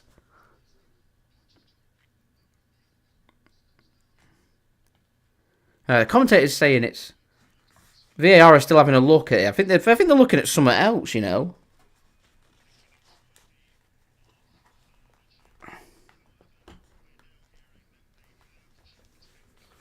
The check's been cleared, so there's no serious foul play. I don't really get what they were looking for. There's mentioned something about it being involving De Bruyne with studs, but I didn't see anything. Anyway, Andy and Allison says, our flight's just been called for gate. So, going to go to the gate and catch you back when he gets back home. Come on, City. Hopefully when you come back, we'll have 3 points. Wishing Andy and Allison a very safe flight back from Singapore. Enjoy your experience. And next time we're live, let me know how your experience was. I hope you had a cracking trip as well. Safe flight. That's not a good pass from Josko Gvardiol. And that's out of play. That's been kept in by the corner flag. And here's City. And Doku just can't find the ball. And, oh, there we go. Finally, some directness. A shot from the edge of the penalty area from Kovacic. Headed clear. But it looks like a stinger that from Southampton. And out of play for a throw-in.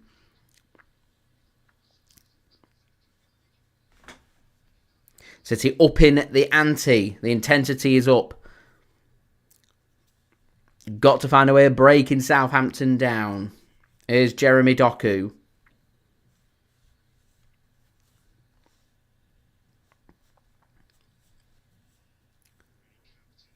Here's Akanji now. It's not a good pass. Not good. That's cut off from City. Southampton looking to try and hit the counter-attack.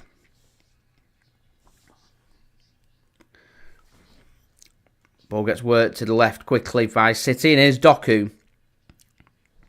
I think everything's going to come through Jeremy Doku here. To the byline. Skips past one. Tries to play a ball across. Defended by Southampton. They wanted a goal kick. No goal kick. Corner Manchester City. And I said set pieces could be a good outlet today for Manchester City. Got to make them count. And they've got to continue trying to do this.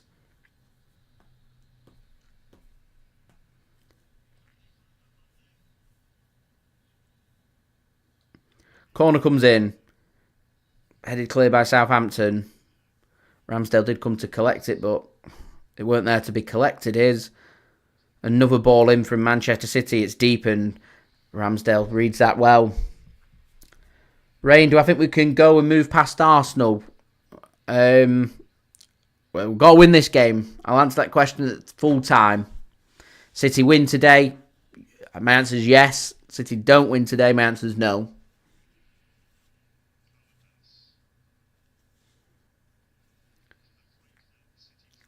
Still, nearly 10 minutes into this second half and we're just not doing enough.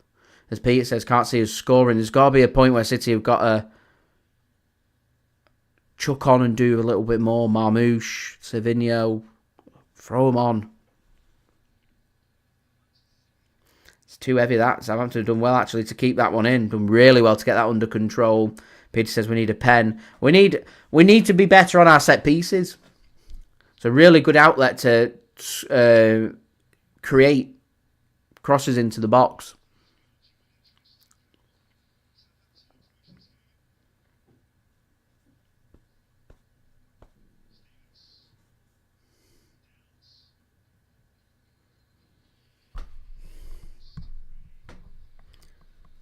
Here's Southampton now coming forward with a bit of conviction as well.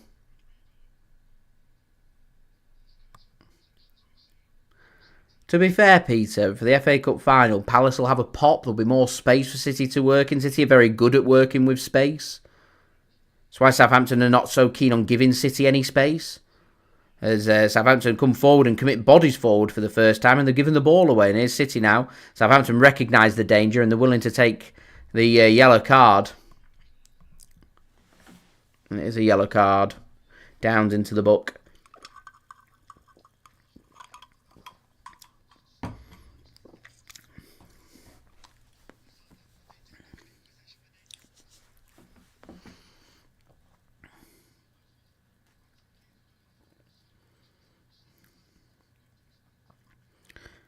Here's Akanji.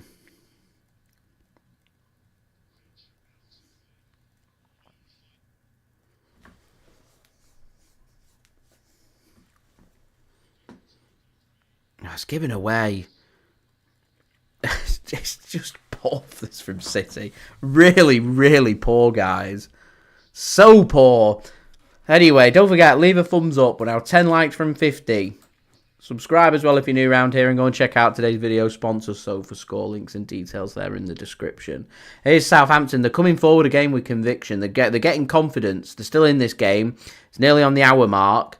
They're thinking about if we could score a goal, we're going to take points from City today. And there's a free kick given against Southampton, much to the annoyance of the players and the crowd. Deemed to have pulled back. I think it was Ruben Dias.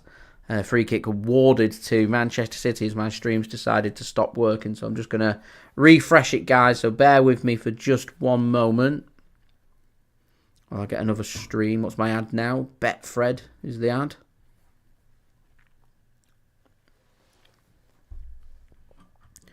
Still waiting for it to come on. Nothing working as of yet.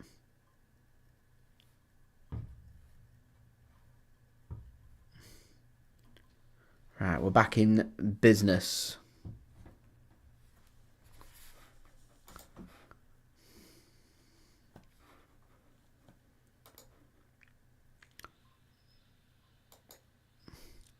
City then. Foden's going to have a drilled shot and picked off by Bernardo Silva. He has a shot. Second time, he can't get it right.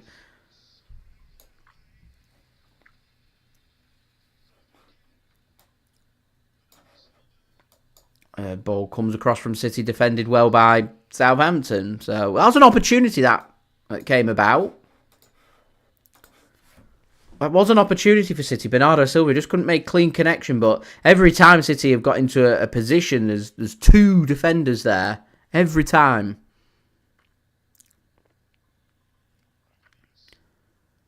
Time for some long-range shots. Adrian. Marmoush for Haaland. And I would chuck a Savinho probably. For Foden would be two changes I'd make. And Foden gets onto his left foot. Has a shot. Miles wide. Does take a deflection though. So another corner. Yeah, Marmoush. His corner taking's better than anybody else on the pitch. So Marmoush should come on. Haaland's not involved in this game. So he would come off. Savinho would come on as well for me. I'd get Nunes on for Rico Lewis.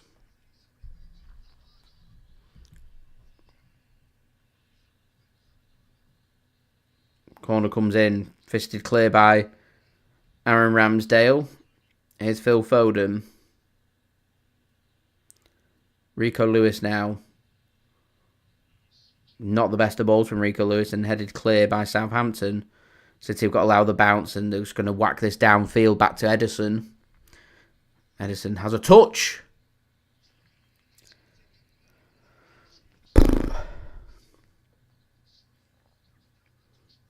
This goes on for another 15 minutes. There'll be severe anxiety last 15 minutes and we're still not sealed anything as eventually City are rewarded a free kick. Again, much to the annoyance of the Southampton players and crowd. The referee, it looked like a free kick. I don't know why, but the referee waited for around 4 or 5 seconds to give that. There was clearly no advantage there because Southampton picked up the ball. Foden went down. We lost possession of the ball. I don't know what took the referee so long to give that decision. And I think it's that delay that's annoyed everybody. So, a free kick here for City. Definitely a free kick. I just don't know why the referee delayed it so long. There was no advantage there. There was clearly no advantage there. A chance here then from this free kick. It's just outside of the penalty area on the right-hand side. Again, another good crossing position. Probably suits the left foot of this. So Foden's going to take it. Whipped in! And it misses everybody. That was a good ball in from Phil Foden. Haaland stretching, couldn't get there.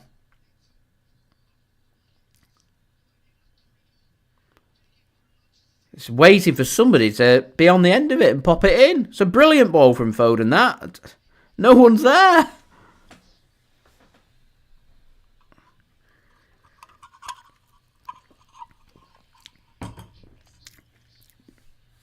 And now the Southampton fans fully behind Southampton. They believe. Got to the 61st minute and it's still 0-0. They believe. It's one of them. If you can break Southampton down and score in the first 10 or 15 minutes, you're capable of going on and scoring 4 or 5. If you're going to be clinical and creating opportunities, City aren't being clinical or creating much. I don't get why we're still not making changes.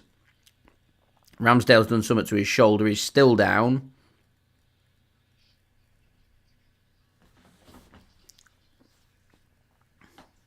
He's back on his feet now, Aaron Ramsdale. It does look hot. It's only 20 degrees, believe it or not, there.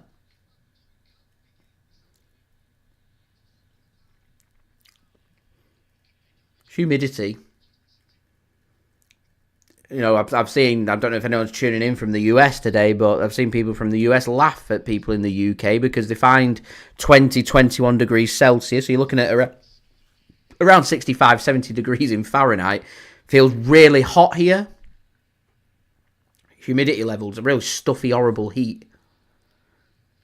In particular, if you're indoors, houses are built to keep heat in. So warm heat comes in and it stays in and it feels really claustrophobic and sweaty, and we just don't have enough hot days to justify lots of people going out and spending money on air conditioning. So you don't have air conditioning. You can open up your windows and it lets warm air in, and it just doesn't circulate properly. So on really hot days, it can feel horrible. You know, it gets like 28, 29 degrees on the odd few days here and there. It's awful. Yeah, you know, I'm happy to go to Spain. It can be 35 degrees and feels much cooler than it does in a 24, 25 degrees in the UK. So it's odd, really odd. It's all to do with humidity. So this 20 degrees here today, the players suffer with it. And also these players are from here, there and everywhere around the globe who are used to warmer temperatures. But surely now, we finally beat the keeper and there's a defender on the line. That's how deep Southampton are defending to make the clearance. Bernardo Silva there. Stevens, the captain, on the line. Thought that was the moment. No. Doku causing the problems. Finally beat the keeper, and Stevens reads that so well. Good defending. He does well to get that over the top of the crossbar as well. As corner comes in, it's deep, hooked back in by Akanji. Josko Gvardiol was trying to keep it alive. Southampton panic a little bit and just hoof it clear. Out for a throw into Manchester City.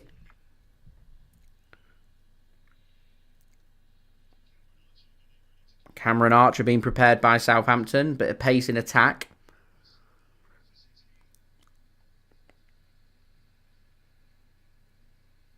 A chance to put something across. That should be a free kick for City, no? Referee says no. Surely it's a dive then, no? Adrian, yes, says inside the stadium's going to feel very warm at 20 degrees. City got to be capitalising on the Southampton tiredness. Yeah, the pitch temperature is probably around 24, 25 degrees. Players will be feeling it because they spend a lot of the time in the UK where it's just not that warm. So when the sun's out and it's crystal clear skies, the weather's nicer and, you know, people feel better about it. But when you're doing a lot of running around, it becomes hard work. And Jeremy Doku now penalised, and it's a free kick for Southampton. Again, the fans showing their appreciation, making the noise, encouraging the team, relying on the adrenaline here to try and get a point. And I'm going to go back to, guys, Southampton have played 35 games this season in the Premier League. They've lost 28. 28 games out of 35 they've lost. City have got to win this game. I'm going to go as far to say, of all the bad results we've had this season, we don't win today. I think this is Man City's worst result of the season, because you are taking on a team here, one of the worst in the Premier League ever. They're currently joined with Derby County. Record low point, 11 points is what they're on. They've got home matches coming up against Man City here, Arsenal in a couple of weeks, and they're away against Everton. So it's realistic that Southampton may not pick up any more points this season. Last game at Goodison Park, Everton are going to be well up for that one. Arsenal, it won't be an easy game for Southampton, and it just becomes very difficult. That is why they're well up for this game. And City are giving them a sniff of taking points. Southampton score, we're in serious bother. Cross comes in. And Southampton now. Chance. Good block from Manchester City. So again, the Southampton fans making the noise as Dibbling comes off and it's Archer that's on. Again, City just not making the changes. And it's Southampton getting up ahead of steam. Don't forget, guys, leave a thumbs up. 7 away from 50. Subscribe if you're new around here and check out today's video sponsor, SofaScore. Here's City on the counter-attack now. Here's Doku into the penalty area. Squared across, and it's good defending, and Haaland can't get on the end of it, and Ramsdale intercepts. And this is what City are maybe wanting, because Southampton are wanting to attack and come forward. And all of a sudden, Southampton are getting players forward, and it's going to give City some space if they can get hold of the ball. But if Southampton want to win this game, this is the way they've got to go about it. It's becoming end-to-end. Edge of the City penalty area. Cross comes in. It's not very good. Rico Lewis gets his foot onto it. Gets it clear. Aribo picks the loose ball up for Southampton. Again now. Edge of the penalty area. Another chance for a ball to come into the box. And it's blocked. And there's a corner.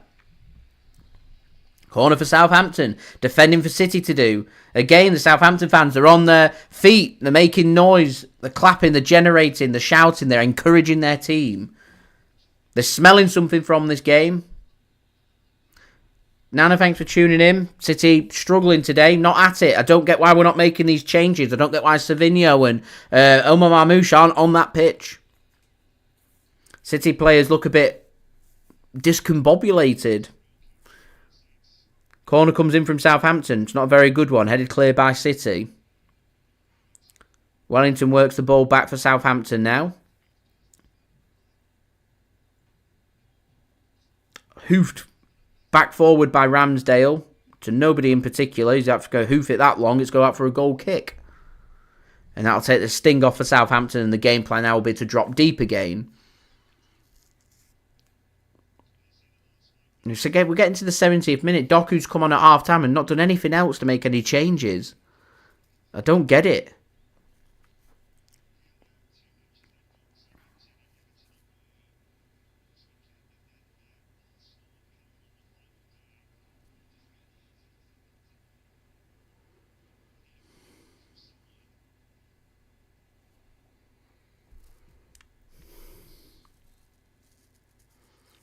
That's a good summary, yeah. One of the worst Premier League teams in history, and City are struggling to get a draw at the moment.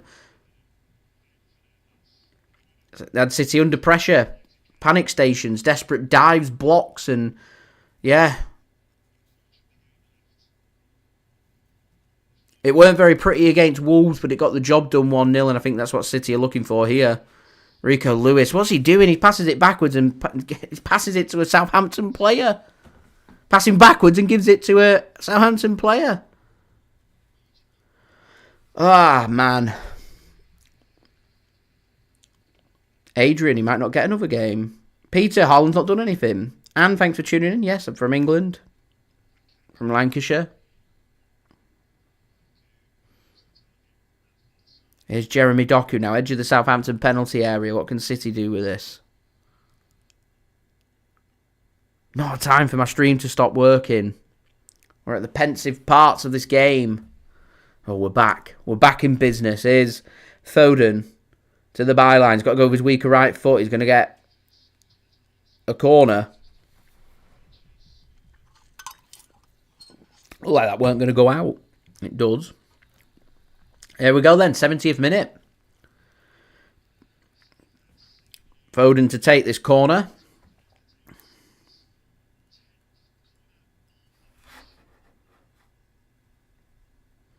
De Bruyne to take. Header one. And Ramsdale has to make a save. Yeah, Peter. Me as well. It's not been a bad stream. It's just not been great.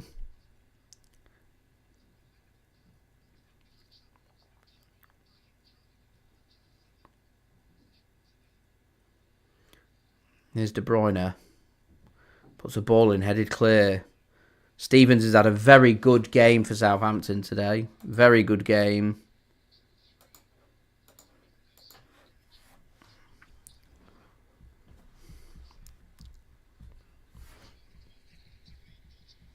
Don't worry, Rain. I've booted them out. You don't have to worry about that.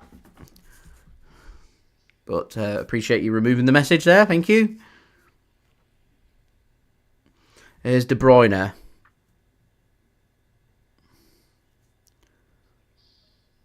De Bruyne, go hook something. It's too deep. De Bruyne's not on it today either. Everton, 2-1 up away at Fulham now. We've got. Why have we made one change? It's 0-0, 19 minutes to go in a must-win game. Akanji's header there. It's like slow motion. Heads it down into the ground. Does everything right. A comfortable save for the keeper. Michael Keane with a goal for Everton. 2-1 up now, away at Fulham.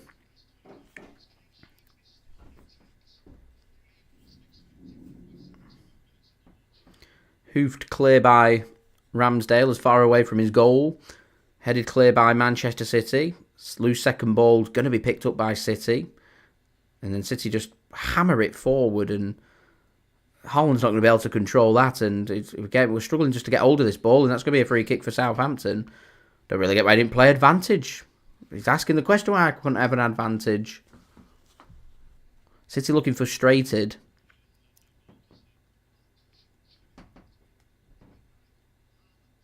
Haaland involved in a bit of pushing and shoving with Bednarek. Moyes is doing a cracking job with Everton. He's a solid manager. He's a good manager.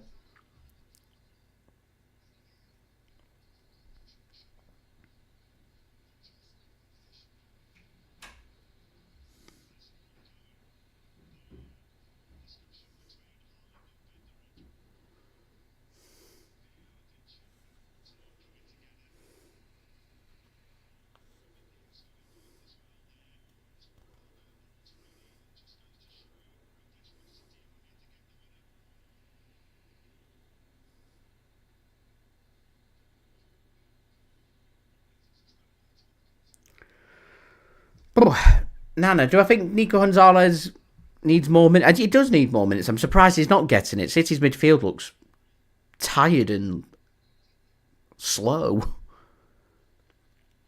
He came in, did fine, made that one mistake against Leyton Orient, and not really... We've seen bits and bobs of him, but not anywhere near as much as what I was expecting, and I don't know. I mean, to be fair, Gundogan and Kovacic haven't really done much wrong, and because we've gone out the Champions League, we've gone to playing every week, so we've got our depth, but we've got our players back, and we've not needed the likes of Khusanov and Nico Gonzalez as much.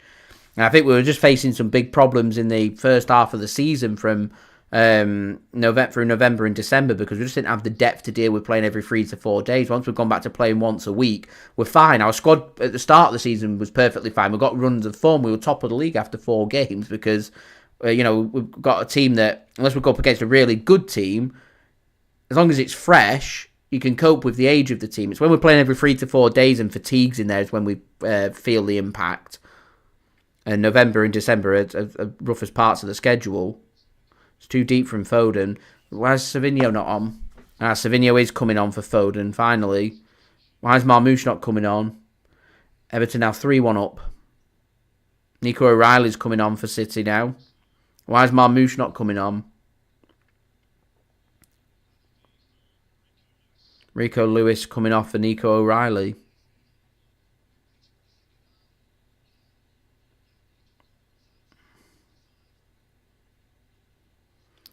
$15 minutes.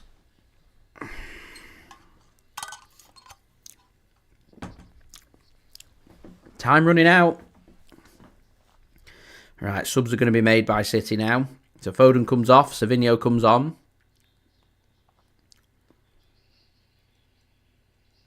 Beta with a goal for Everton. They're 3-1 up now.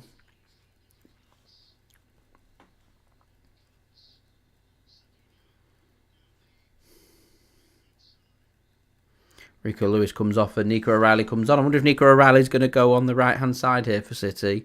I wonder if they're just bringing Nico on just to have more physical presence from these set pieces as well. Obviously, he's 6'3", 6'4". Aerial threat, more of an aerial threat than Rico Lewis is.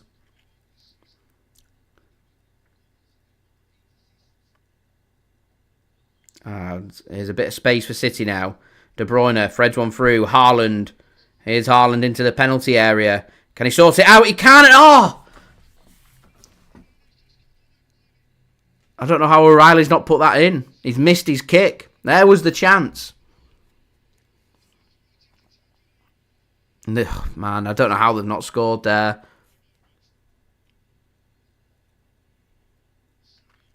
Here's Savinho now. Dinks one across, headed clear. Here's Akanji. De Bruyne now works it to Savinho. Takes on one, does well. Can't take on the second. A good tackle. Cleared by Southampton. Nobody there though, and that's hooked across, and not the best of passes that from Ruben Dias, and Josko Gvardiol thankfully got enough pace to read it and sort the problem out before the ball's given away in a real dangerous area. And here comes the next wave from Manchester City. Headed clear by Southampton. Nico O'Reilly. He's got into midfield, Nico O'Reilly. He's got to let go of Aribo before the referee gives a free kick, and does. And Southampton just work it back. Here's Ramsdale. I think he's going to send this one long. He is. Just gets his kick wrong. Still the header won by Southampton though. And they get themselves a free kick. 13 minutes then.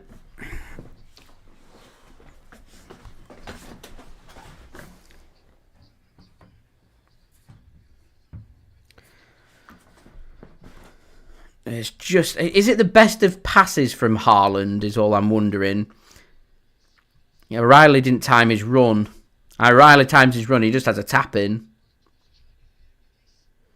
And Savinho doesn't time his run either, just behind him.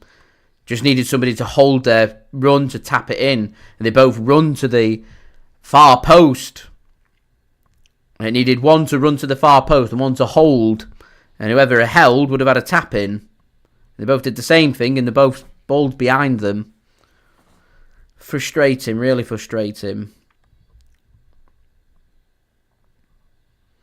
And Ramsdale forced into a mistake there, just passes the ball out, but it takes another minute away. It's going far too quick for Man City at the moment. 12 minutes.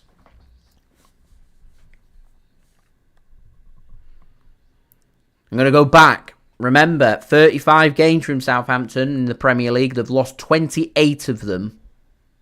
One of the worst Premier League sides ever. Bottom of the table, already relegated. Nothing to play for. Here's Jeremy Doku. Whips one to the back post. Headed clear, though. Headed back in by Manchester City and headed clear once more by Southampton. Peter, would I take an FA Cup and no Champions League? I think the Champions League's going to set us back, so I don't think I'd accept that.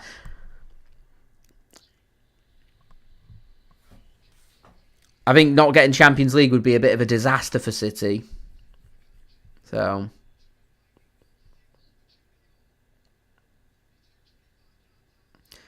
And it says, what do I think of Arsenal signing Zubimendi? Well, there were some question marks. It's announced that, oh yeah, he's definitely going to be signing for Arsenal. And then all of a sudden there was some doubts over the transfer. So I don't even know if he's going to Arsenal, unless there's been some developments today that I've not seen.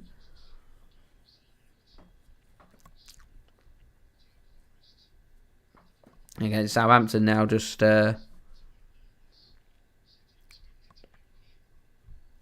Commentator's making a good point. Nottingham Forest at home to Leicester, you'd expect them to win, and if they do, they're just 1 point behind City. We know Chelsea and Newcastle are playing each other tomorrow, so we're at a point where we've got no margin for error. We drop points today and Forest win tomorrow, there's no margin for error. We've got to win our last 2 games. We don't win our last 2 games, I think we will miss out on Champions League football.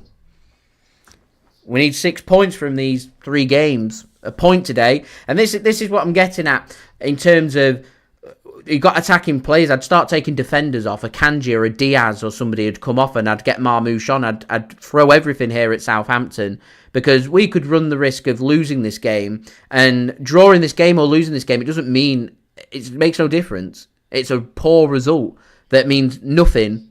It doesn't help us in any way. The point here doesn't, for me, help us in any way. We need 6 points. You can't pick up... It's mathematically impossible to get 5 from 2 games. It means you've got to win both them games. So we may as well lose this game and run that risk to win this game. Because if we win this game, we're 1 win from the Champions League. Got to win this game. We've got a huge 9 minutes. And I think we're at a point here where Omar Marmoush comes on and I take defenders off.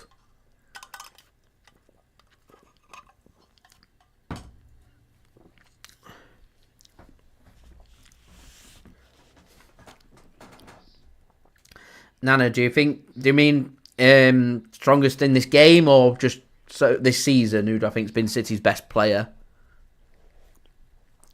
Run about for this game.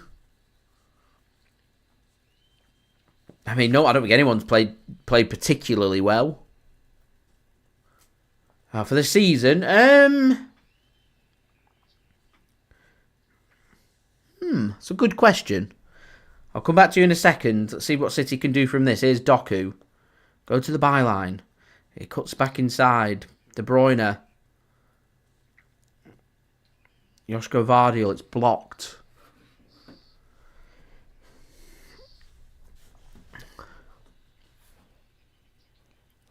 Well, we don't get the Champions League. Even if we win the FA Cup, we don't get the Champions League. If Man United win the Europa League, they can finish 17th. And I would sit here and say that they've had a better season than us.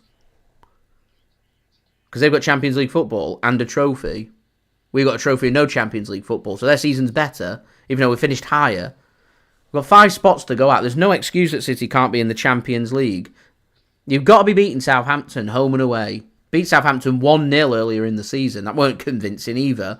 Against one of the worst Premier League teams. City just struggling so much.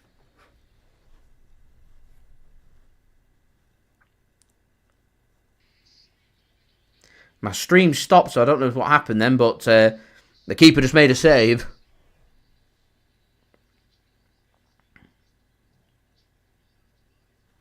So De Bruyne just put up one in. And Savinho had a shot. It was miles wide. I'm not sure why Ramsdale's made the save. He's giving away a needless corner here. Not a good corner. Don't beat the first man. Why is Marmoush not on this pitch?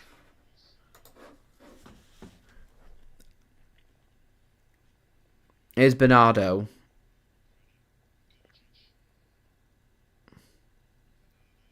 Bernardo hooks one in. It's a good ball. That's a good save from the keeper. It's probably the best chance of the game. It's a good ball from Bernardo. Ruben Dias wins the header and Ramsdale makes a save. It's a comfortable save for the keeper, but it's a needed save. It's straight at the keeper. Gets a strong hand onto it, Ramsdale. He's a good goalkeeper. It'll take more than that to beat him. But he's at a stretch. He has to make the save. It's a good save. Kovacic has come off. Who's on? Marmoush is on. There we go. So corner here for City. Fisted clear. Not fully cleared and the shot comes in and Ramsdale scrambles it and that's going to be a corner for Manchester City. Omar Marmoush with his first effort. His first touch. City knocking on the door now. Can they make something happen? It's a chance that. For Marmoush, he has a shot. It's a good block in the end. I think they were just asking for handball, but his arm's behind his back, so no handball. Corner then for City.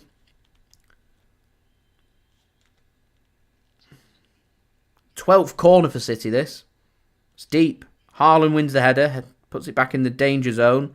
Not fully clear by Southampton, but is now. Ederson will pick that ball up inside the City half. 5 minutes to go. Why did we leave things so late against Southampton? I don't get why we do this. Here's Savinho now. Akanji's going to put a ball in now. Flicked clear. Only as far as Jeremy Doku, though. And Josko Gvardiol has a shot. And De Bruyne has a shot. And it's a good header. Clear. Good effort that from De Bruyne. And good defending. It's desperate at times from Southampton. But it's good deep defending. In terms of their deep defending, they've not put a foot wrong. Here's Akanji. He's putting a ball in. He's the last player I want putting a ball into the City. Into the box from City's Manuel Akanji. Again, just going back to this, why I just took defenders off and put attackers on. Southampton are no longer interested in attacking. They're interested in defending out this 0-0 and getting this point that avoids them being the joint worst ever Premier League football team of all time. City now knocking on the door. Here's Akanji. De Bruyne. Back to Akanji. De Bruyne. Got nowhere to go here, City, so they're just working the ball from one side to the other. Here's Doku. He does have support to the edge of the penalty area. Ready for someone to put a ball into the box. That's where it'll go. De Bruyne.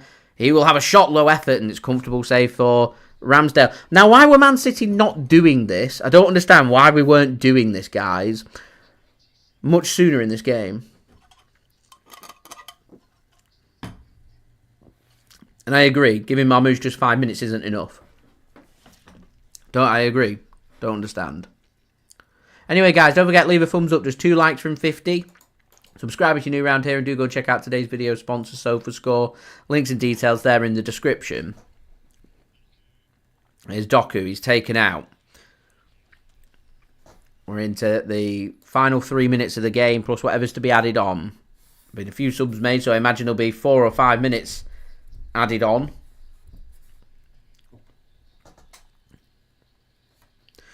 Stewart's coming on now for Southampton. Sulemana comes off. So like for like change in attack from Southampton. Just some fresh legs in attack. In case they can get a ball forward. Wellington's coming off as well and Manning's coming on. So just fresh legs here. Just trying to freshen things up, Southampton.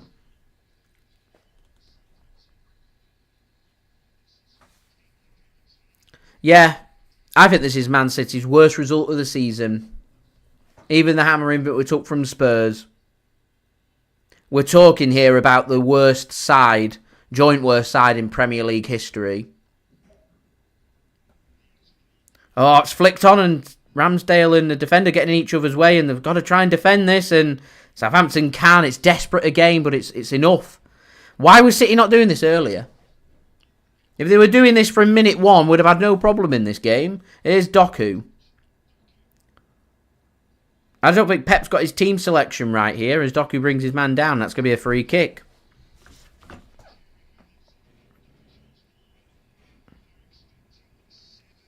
Oh, wow. 7 minutes are going to be added on here as Brighton have doubled their lead away at Wolves.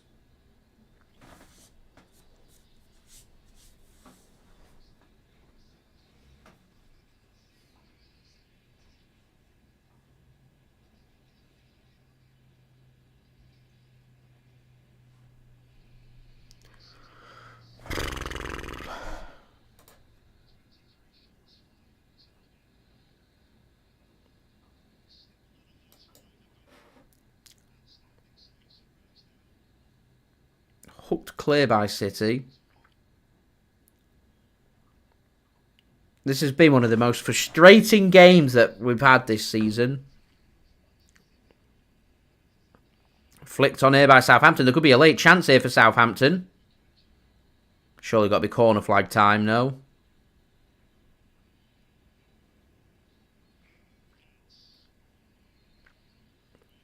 Can they do something here, Southampton? The answer is no, they're going to get dispossessed and O'Reilly's going to pick it up. So 20 seconds left of normal time. It's going to be 7 minutes added on here.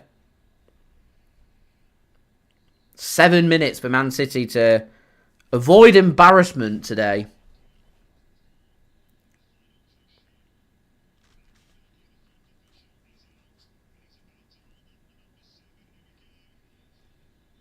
Seven minutes.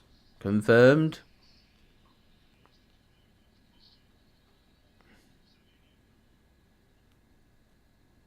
Here's Savinho now on the right wing. It's all Man City. De Bruyne tries to thread a pass through, looking for Savinho and... Oh, City's hit the crossbar!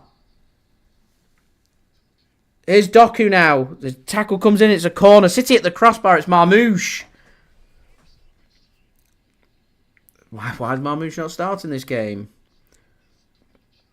It's given away, and he just takes one touch, has a shot, and it's on the crossbar. Yeah, Ramsdale's beaten there. Just couldn't get it slightly. Just needs to be slightly lower. That would have been 1-0. Corner then. Can City do something from this corner? As close as City have come. Corner comes in.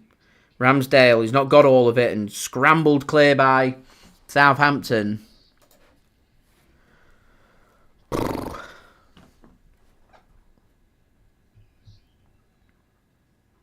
I agree, Adrian. Not starting Doku and Marmoush, it's criminal. I think it's cost City this game. The win.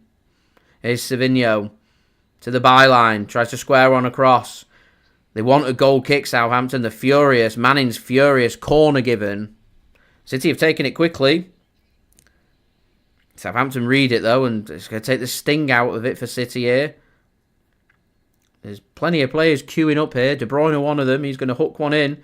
Looking for Haaland. He gets a flick on, and it's not good enough from Haaland, and that's out for a goal kick. Dave, yeah, Derby sweating there. Praying for a Man City goal, but we're 5 minutes now. We've got 5 minutes to do it.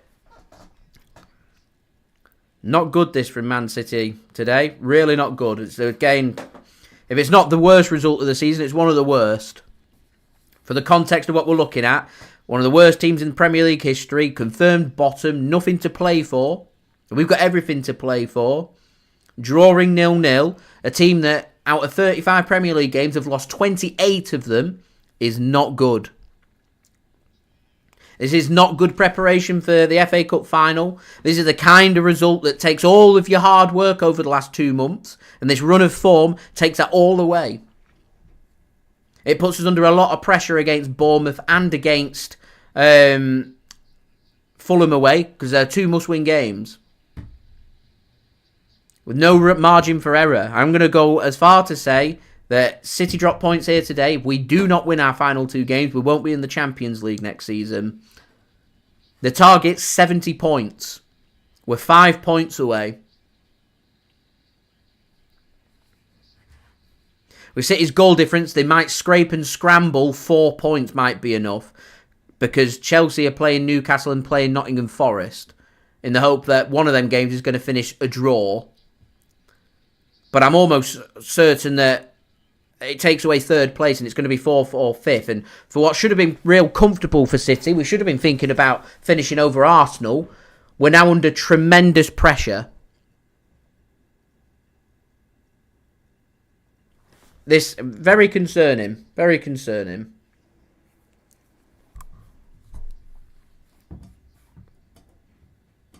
Here's City coming forward. Oh, that's a brilliant burst of pace here from Omar Marmoush. And it's ricocheted well here for City. They go down. They want a penalty. They plead. I'm not sure if I think that's a pen.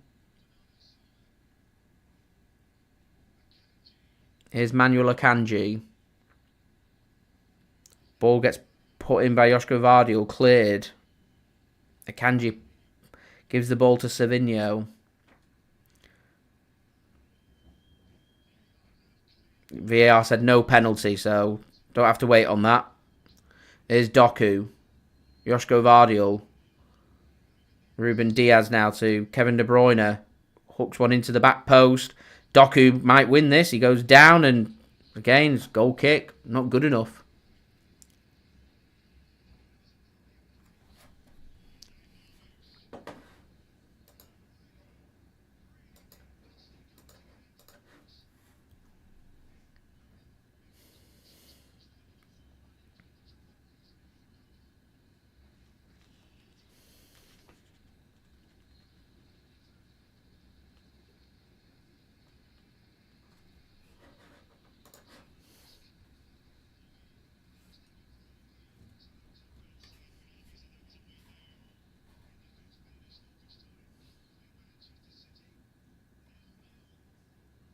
Southampton are going to celebrate this like they've won a cup if they pull off this 0-0. The relief. Hooked back in by Southampton. They're going to pick a loose ball up here. Small Bones come on. He's got the ball. He plays a through ball. Southampton could win this. And a shot comes in and Ederson makes the save. And that's going to be a corner. Oh, the offside flag has gone up now. So that shot won't count. And City keen to get on with this because they've only got a minute and a half. Got time for maybe 2 more opportunities in this game.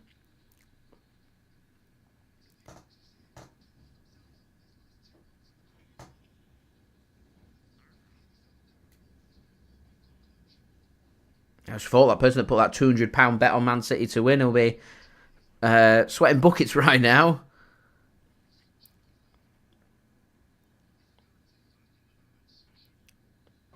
Here's De Bruyne to Doku. 1 minute then. Doku. It's deep. It's very deep. And that's headed down by Haaland and the keeper picks it up. Still another minute.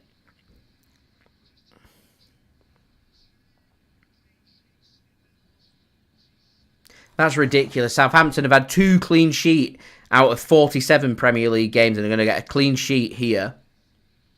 Not good enough from Man City today. Not good enough. This could be the kind of result that stops us getting Champions League next season. Now, Southampton can't pick the ball up. Man City can. They want a free kick. Referee says no. Southampton just whack this as far away from their goal as possible. We're nearly through the 7 minutes. Pass comes in towards Ederson. It looks a bit heavy, but Ederson picks it up.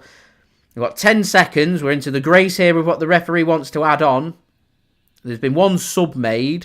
So, what's going to be added on is the question. We're on added time. City just hook 1 ball forward, so it all comes down to this, and Haaland can't get it, and the keeper can, and I think that's going to be that.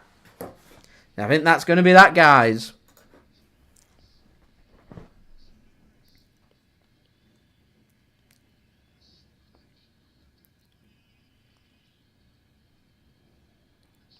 And for what's been so positive, I'm just waiting for the full-time whistle to go. There it is. I think. Yeah, there it is. And so Southampton avoid being the worst ever Premier League team of all time. The difficulty here for Man City is we've got to win out now. We've got to win our final 2 games to secure Champions League football. The team selection was wrong from Man City today. The rotating and changing things up when we didn't need to was wrong. And I'm not often that critical of Pep Guardiola, but I'm going to pin all this onto Pep Guardiola for the team selections wrong. Directness was needed. You don't change your back line. You start your Savinhos and your Dokus for your pace. You want to start Haaland, great. You have Marmoush behind him. You certainly start Marmoush in this game. The team selection's all wrong. That falls on the manager. All these players are fit. They're all on the bench. We've not played in 8 days. The players are fit, fresh and ready to go. I know we've got a cup final next week, but we don't need to change things up unnecessarily.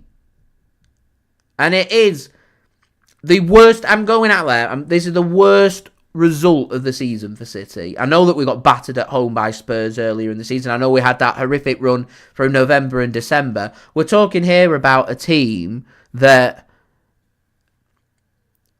We're talking here about a team that has won just, 3 games this season. It's a team that's lost 28 out of 35 games. So 7 out of 35. So 1 in every 5 games, Southampton either draw or win. 4 out of 5 games, they lose. Against a team in 3rd place, potentially chasing 2nd place, who haven't secured Champions League football. This result now, I was speaking before the game, 70 points is the target. We need 6 points. This point now means we need 5 from 2. You do the maths. With a goal difference, a win and a point might be enough, but we're keeping an eye on the final game because it won't be secured by the final game. It means we can no longer rest, rotate or change anything up come the end of the season. It means now full strength against Crystal Palace for the cup final, full strength against Bournemouth on a Tuesday night, and full strength against Fulham. We now don't play until everybody has finished this remaining Premier League matchday 36 and everyone's played matchday number 37. So we're looking here. Let's have a look at the league table and what that means. Because that means now that should Nottingham Forest win against, because Nottingham Forest are the team we're looking at here, should Nottingham Forest win against Leicester City and they go and win next week, let's have a look who they're playing. They're playing next week against West Ham away. West Ham have got nothing to play for. Nottingham Forest win both them games. They're over Manchester City. If Newcastle beat Chelsea tomorrow at home, which is what I'm expecting to happen, they go over Manchester City. And if Chelsea, if they lose against Newcastle, end up winning the week after, they're taking on Friday night at home against Manchester United, who are resting players for the Europa League. Man City are 6 with 2 games remaining. We're at a point where we can afford a point. So it's looking like, with the goal difference, 4 points. Villa can get to 69. With our better goal difference, we'll be better than Villa. And with Forest, they can still get to 70. So it's if Forest can win out. But then Chelsea drop points. So the maximum Chelsea can get to with dropping points would be 69. For Forest, it would be 68. So that's going to happen. So Man City have got to get to 69 points. So 4 points. That's what City need with the goal difference. 4 points. What's Chelsea's goal difference? See, Chelsea's is 3 worse than City's.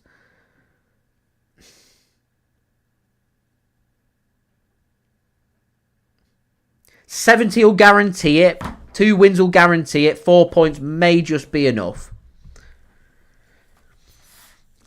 You can't afford to lose any more games though now. Must wins against Bournemouth and against Fulham. Mixed's just messaged me and said, dear oh dear. Not good enough today from City. Anyway, thank you so much for tuning in, guys. Leave a thumbs up. Don't forget to subscribe if you're new around here. Social media links are in the description if you want to go and follow me on my Twitter, Instagram and TikTok. Email also in the description too if you want to hit me up for any sponsorships for any videos or any general business inquiries. Get your thoughts in the comments below if you're watching this after the stream. Get your thoughts in the live chat very quickly if you're watching right now. That would be much appreciated. And finally, do go and check out today's video sponsor, which is brought to you by SofaScore. SofaScore will keep you up to date with the latest football scores, latest team news, match information, statistics, and so much more. They'll keep you up to date with the latest scores for the other sports that you guys love to follow as well, all in one place, all in one app. It's a free app to download. Worthwhile checking out. Anyone that does check out using my link in the description or the QR code on screen does help to support the future content created here on my channel. I'll run my promo ad right now.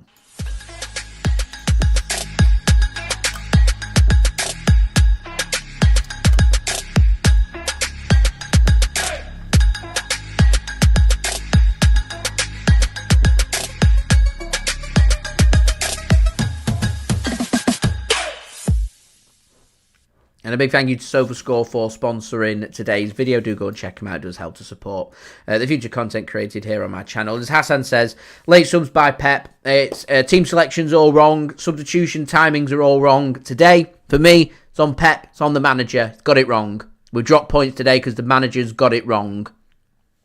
I'm hoping Pep, in the process of coming out post-match, he's going to take accountability and responsibility and put his hands up and say, I got it wrong, and also explain why he's made the changes that he's made, because we've had 8 days rest before this, we've got 7 days rest to the cup final. It's not good enough. And now, where there's a distinct possibility, what we're saying here, I reckon we're looking at maybe 60-40 in favour that City get Champions League football next season, because I don't think any more points can afford to be dropped.